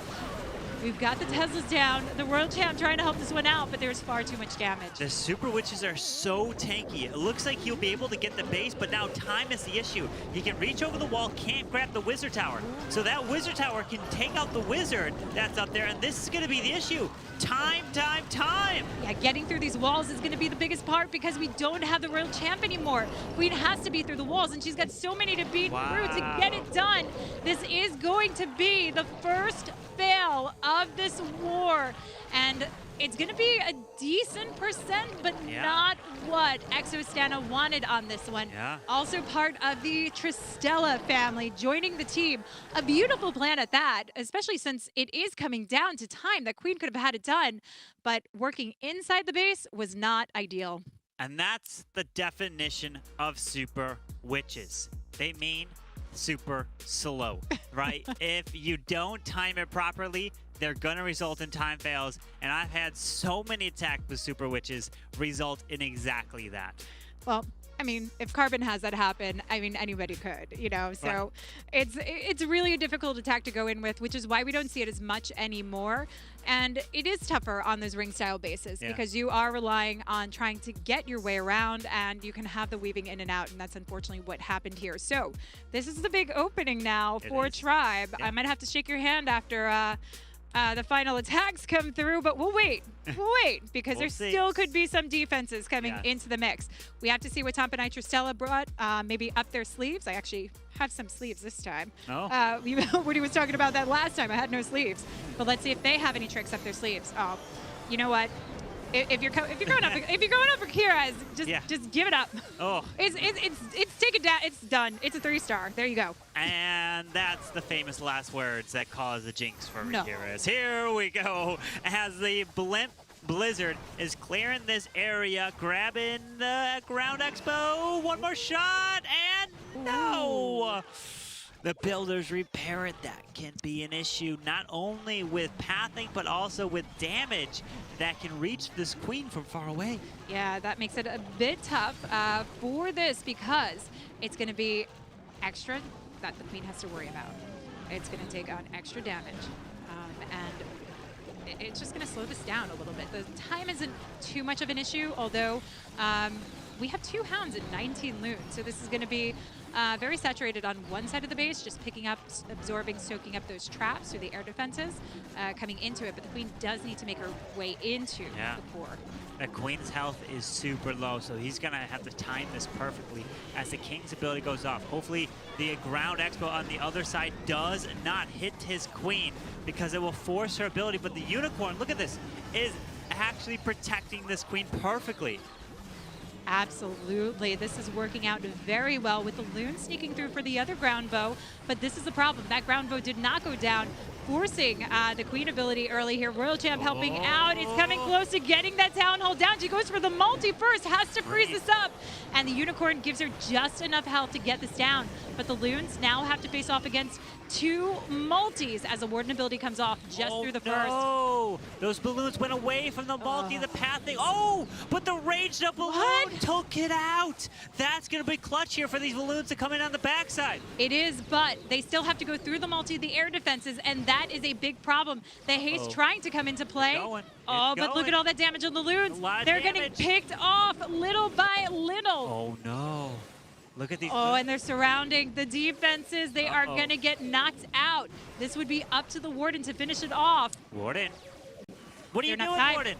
He's got a sneaky gob. Why are you going? Oh, go for the multi, Warden. What are you doing? You got the owl to help try to chain. It's working, but the Warden is going for the storage. He's not going for the multi, and the owl's dying. Owl, take the multi down, and he does. What? Hold on. No, he's smiling. Hey, the owl's going for the expo. The minions come over. What? Builder hunt. Don't tell me another 99. And 7 he's trying. seconds. Come on. 5 seconds. Come on. Sneaky gob coming in for 3, it. 2, How fast? 1, and it's not gonna be enough. It's a 99%, Woody. 99% for Riquirez. Seemed so close to getting what we wanted. I don't know if it was a red air bomb. In fact, that might have been the thing that stopped him up there at the end. He had a lot of minions swarming that little builder's hut. But whether it was that, or whether it was time, or whether it was something else, 2-star and 99% mean that Tribe and Tompa and Tristella have now both slipped up. They've both faltered. They can't block every blow that's coming at them. They do get another big solid swing back at them, and gonna stay ahead now. Tribe with a little bit of a percentage advantage is going to have some reason to be proud going into this final wave of attacks. As long as this stays even, they will stay ahead. If it's a 3-star on both sides, Tribe takes the win. No other way to spell this out. But Tribe has a little tiny advantage with Tompa and Tristella, knowing that they need the triple if they want even a chance to move on. Final round here. That triple means everything. Amualin used to taking the pressure and the heat in this final spot, but it does not come down just to the 3-star. Comes down to the defense. You said it wasn't enough, Carbon. Though. Look at that. Are they trying to speed him up? I told you, but you said it wasn't going to be enough. But if Tribe triples, it will be enough. They have their final hitter to come in, but Amualin looking to see if you can start it off with a 3-star and then see if the team can finish off with the defense. That is a tough ask when we've seen so much perfection coming out of Tribe. Well, the final attacker is going to be who? Flux. He's the one defending right now. Can his base hold? But if it doesn't, then he must triple himself as the E-Dragons are trying to path their way closer to this Town Hall. There's a lot of damage here. Warden's ability goes up, and you notice how Amualin saved his Warden ability for late and didn't use it early. Yeah, this is getting those wounds right over top the Town Hall. The E-Dragon actually helping to work, taking it down. He's hanging in there. Just one more shot, and it's done. And he just needs those heroes to hang in there. 2 freezes, an invisibility spell, Royal Champ, Queen ability, all to carry this through. And yes, we have 2 singles, so these freezes need to really help out. But it's those abilities that will carry it along as well. I see a little cheeky smile on his face. I know his head's down, but I see a little smirk coming up. We got that single still there. Hang on. The RC's ability is forced. 1 invisibility. Queen's ability. The Queen and her ability will be able to help clutch a bunch of this giant bombs. There's a ton of traps down here for Fluxy. But the Queen is dodging the single area. She's going to the bottom. No, she goes comes up. Oh, she goes in the single. That's clutch, and there we go. It's a triple. Wow. So that means Tribe must 3-star to win this match because of percentage, and they would be down of stars, 14-14. Amualan, great hit here. There is the tornado trap, and it's all down to this final attack. If Tribe triple, they win. They go 4-0. If they don't, they lose the first place spot, and Tampanai Tristella will jump up and steal that from them. Well, I did say, if anyone can do it, that's on this roster right now, it would be Tampanai, but it's up to Tribe to finish this off. And we've seen Fluxy taking the last hit, Amualan as well. Yeah. And Fluxy is one of those hitters we talk about similar to Ano. He's an amazing attacker, but there are some days where you really see him feeling the pressure. And at this point, when you're this far up and you know there's only one way to go down, that's where the problem is. So this is it. Can Fluxy do it is the biggest question. Let us know in chat. We want to hear, do you think Tribe is going to get the win? In chat, who's going to do it? Yes, let us know what do you think, Carvin? I mean, it's Fluxy. He did it before. I think he could do it again. He's got multiple 3-stars throughout all of this, and I think he can do it here again as he needs to, but the pressure is high, right? Granted, you lose this match, it's not done. You're still 3-1 at the end of the day if Tribe loses. Exactly. They'll still be up at the top 2, and you need to be in the top 2 to have a chance to advance to the Challenge Finals, as there will be the finals to be able to advance, and that will be in person. So they still want to win. They want to be the #1 seed, right? Or the top to come out of the EU MENA, but the pressure is now. Fluxy, do you have what it takes for the pressure? Everyone's watching you right now. This is the final attack of week number 2 here, and it comes down to this. Let's see what you got, Fluxy. Give it all you got to get this in and get it done, or you're gonna drop down. I mean, well, you'll be with the rest of you'll be with the rest of the group. That's not too bad, either way. So Fluxy opting to go for the Queen Charge Lalo. This is something that he knows rather well. It also is a safer approach, I would say. Queen Charge Lalos with a lot of these players, they're doing this in their sleep. So he's relying. Queen. Ooh, saves that ability. Playing that close, but he saves the ability and gets the most out of this raid spell so he can keep her going as he cleared the king. Blimps coming in towards the ground expo. Finds the air defense, hitting it, but it's going to land. He pops it on purpose early here, so it'll help take down the ground expo. Goes for the storage, but the Yeti might be able to grab the scatter shot. And setting up a funnel, and he drops another rage for this queen. Good thing he's paying attention because I wasn't. Ooh, yeah, this queen needs to stay alive. Anytime you're investing that amount of housing space for your troops with your queen charge, the queen is expected to get a full investment out of it. So you need her rounding the corner, weaving her way inside, and in order to do that, we drop the king to start setting up the funnel. You'll see a wall break. Although he can actually use the corner here since he's funneling with that wizard, and he can save these 2 double-layer wall breaks to get that queen straight into the inner portion of the base. Look at this weave in and around to get the inside. He just needs 1. He opens it. Just needed 1 to get that done. Will the queen make her way? The army camps to the left. It's a little close there. The king's helping with the funnel, and brilliant army camp goes down to try to ensure this queen, and the storage goes down. This queen's charge is looking fantastic. It is, but the healers are targeted on the multi. She needs to get the town hall down. Does get the multi, but are the healers going to suffer too quickly? No, they do survive. Brilliant. Yeah, this is looking good so far. He does have a lot to Lalo, but the pathing is thinned out, and he only needs to worry about the single squeeze already on it with the freeze. And drops the ability at the same time. He does. Well, use the freeze at the same time, so unfortunately didn't get that. Waste. Yeah, a little waste there. The queen's gonna go down. He realizes this now. No! He decides to save her with an invis. Okay, that's a risky move because she might die to the challenge poison. Yeah. And she stays alive a little bit, but the balloons are trying to fly around. It must be a 3-star to win. If you don't triple, you lose this match. Yeah, these are quick calls that they make. Those healers were getting pushed back by the air sweeper. So this invisibility spell was basically swagged. Royal Champ needs to get this done. He's got it. Oh, he's happy. He's smiling. He's got it. He's got the 3-star. Oh, look at this. 30 seconds left. He can swag the freeze if he wants. And he's tripling Diego's base with the pressure on the line. And oh my goodness. What an attack from Fluxy. Well done. And Tribe Gaming stay undefeated. Exos is pumping that fist away in place of Nebrex, who is not here. But we've got a cowboy We in do. the house. Look who we got here. Howdy, partner. When you come for the king, you best not miss. When you got a shootout and you're ready to draw, as soon as they count 10, you better because if you let Tribe have any little inch, they will take that little cigarette right out of your mouth, partner. Fire away on all cylinders, because once again, Tribe has not just picked up a win. They have picked up 4 wins in a row now.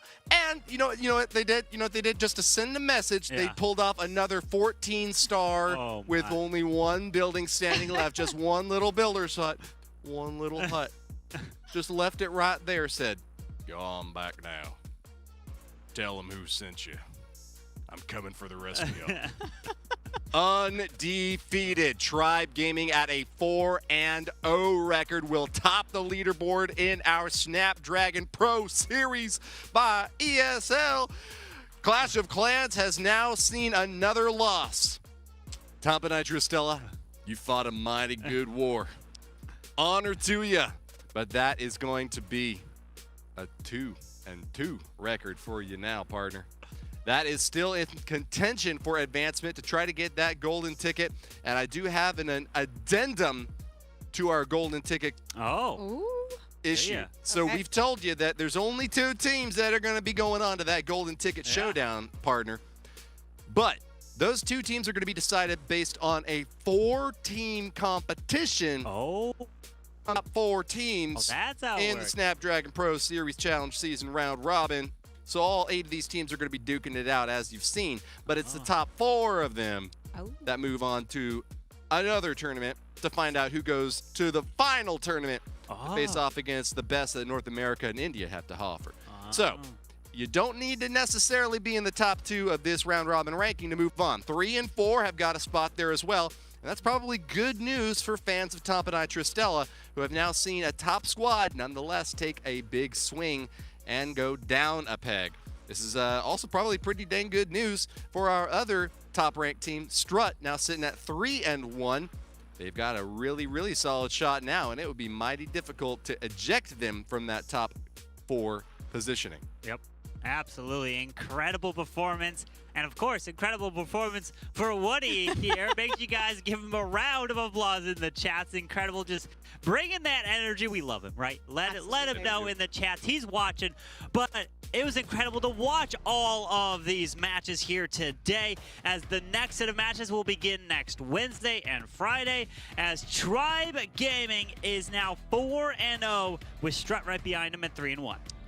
Ooh, this is looking like it's shaping up nicely, especially with that new news that we got out of this. This is going to be a huge battle out to the end. So looking at RVNT, they're still really in a tough position to try and turn this around whatsoever. With 0 stars, this was their opportunity today, and unfortunately it did not happen. But Aphelion, time to throw.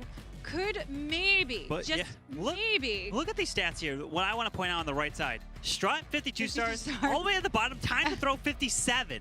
Like, Strut's got the least amount of stars, and they're at the top 2. What? That means that their defenses have been holding against the opponents, and they've just been edging out their victories. Yeah, but also remember, Or Strut Billing's had at 51. But yeah. Okay. Strut had that war against Bad Zinger with the 1 stars. So that really pushed your numbers down pretty hard. And this is where we're saying, not just defensively, Strut's been struggling, but offensively. However, they've managed to make their way up to position 2. So for now, they are in the safe zone, but could easily be knocked down.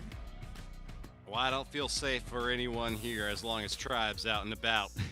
These roustabouts have been rustling up the cattle from here all the way to the Mississippi, and this is not the sort of environment that you would want to be in as a team trying to advance on and find yourselves a golden ticket.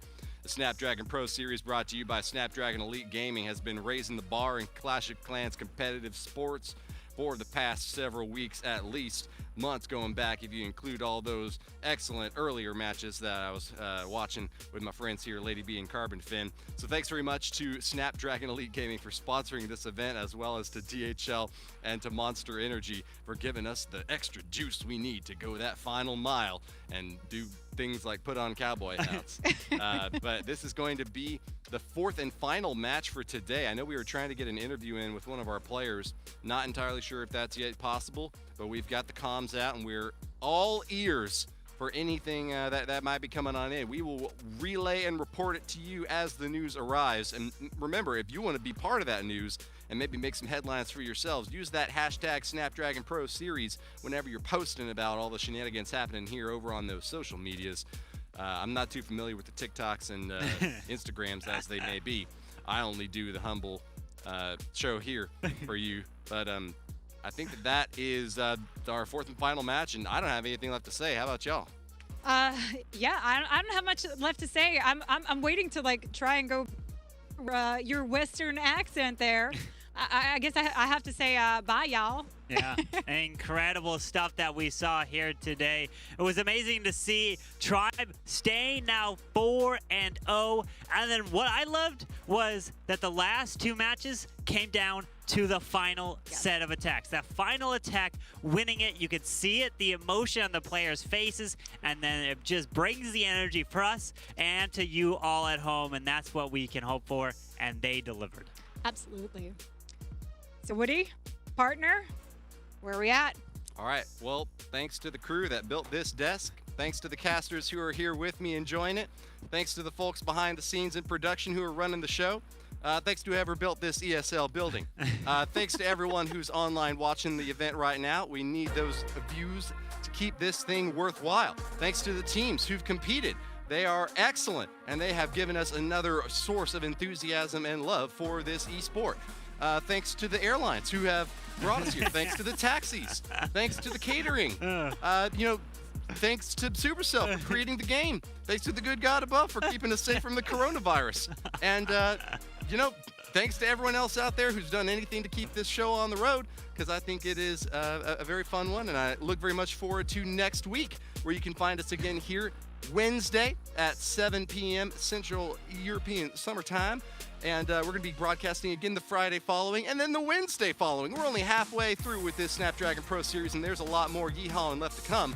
So please follow us here if you want to keep appraised of all the informations to be released at future dates. And also go follow us on social media. Why not? Because there's going to be lots of shenanigans to keep up with over on those channels as well. But that's going to be it for me. I want to give the last word to Lady B. So Carbon Fin, you go next, and then we'll let Lady B close it out for this one. How about that? I can't thank as many of you. You've thanked them all. And again, I just shout out to the players for bringing the amazing attacks. And again, the viewers, hopefully you guys enjoyed. It's been a pleasure to be here, and I can't wait to be coming back next week. Yeah, absolutely amazing performances from the teams. The players have been doing phenomenal work. Thank you so much to the audience who has been watching. Just sincerely enjoying every moment of it. And I gotta say, if you're too shy to put that hashtag out, that hashtag Snapdragon Pro Series, you can always look for it on Instagram and Twitter and find out what's going on, get more details, get more information, because we're using it. We're also using hashtag Casters Gone Wild. So if you want to see some of the behind the scenes, that's where you got to go do it. And I think that's about it. And that ends the show. So thank you so much for tuning in. We will see you next time, Wednesday, same time, same place.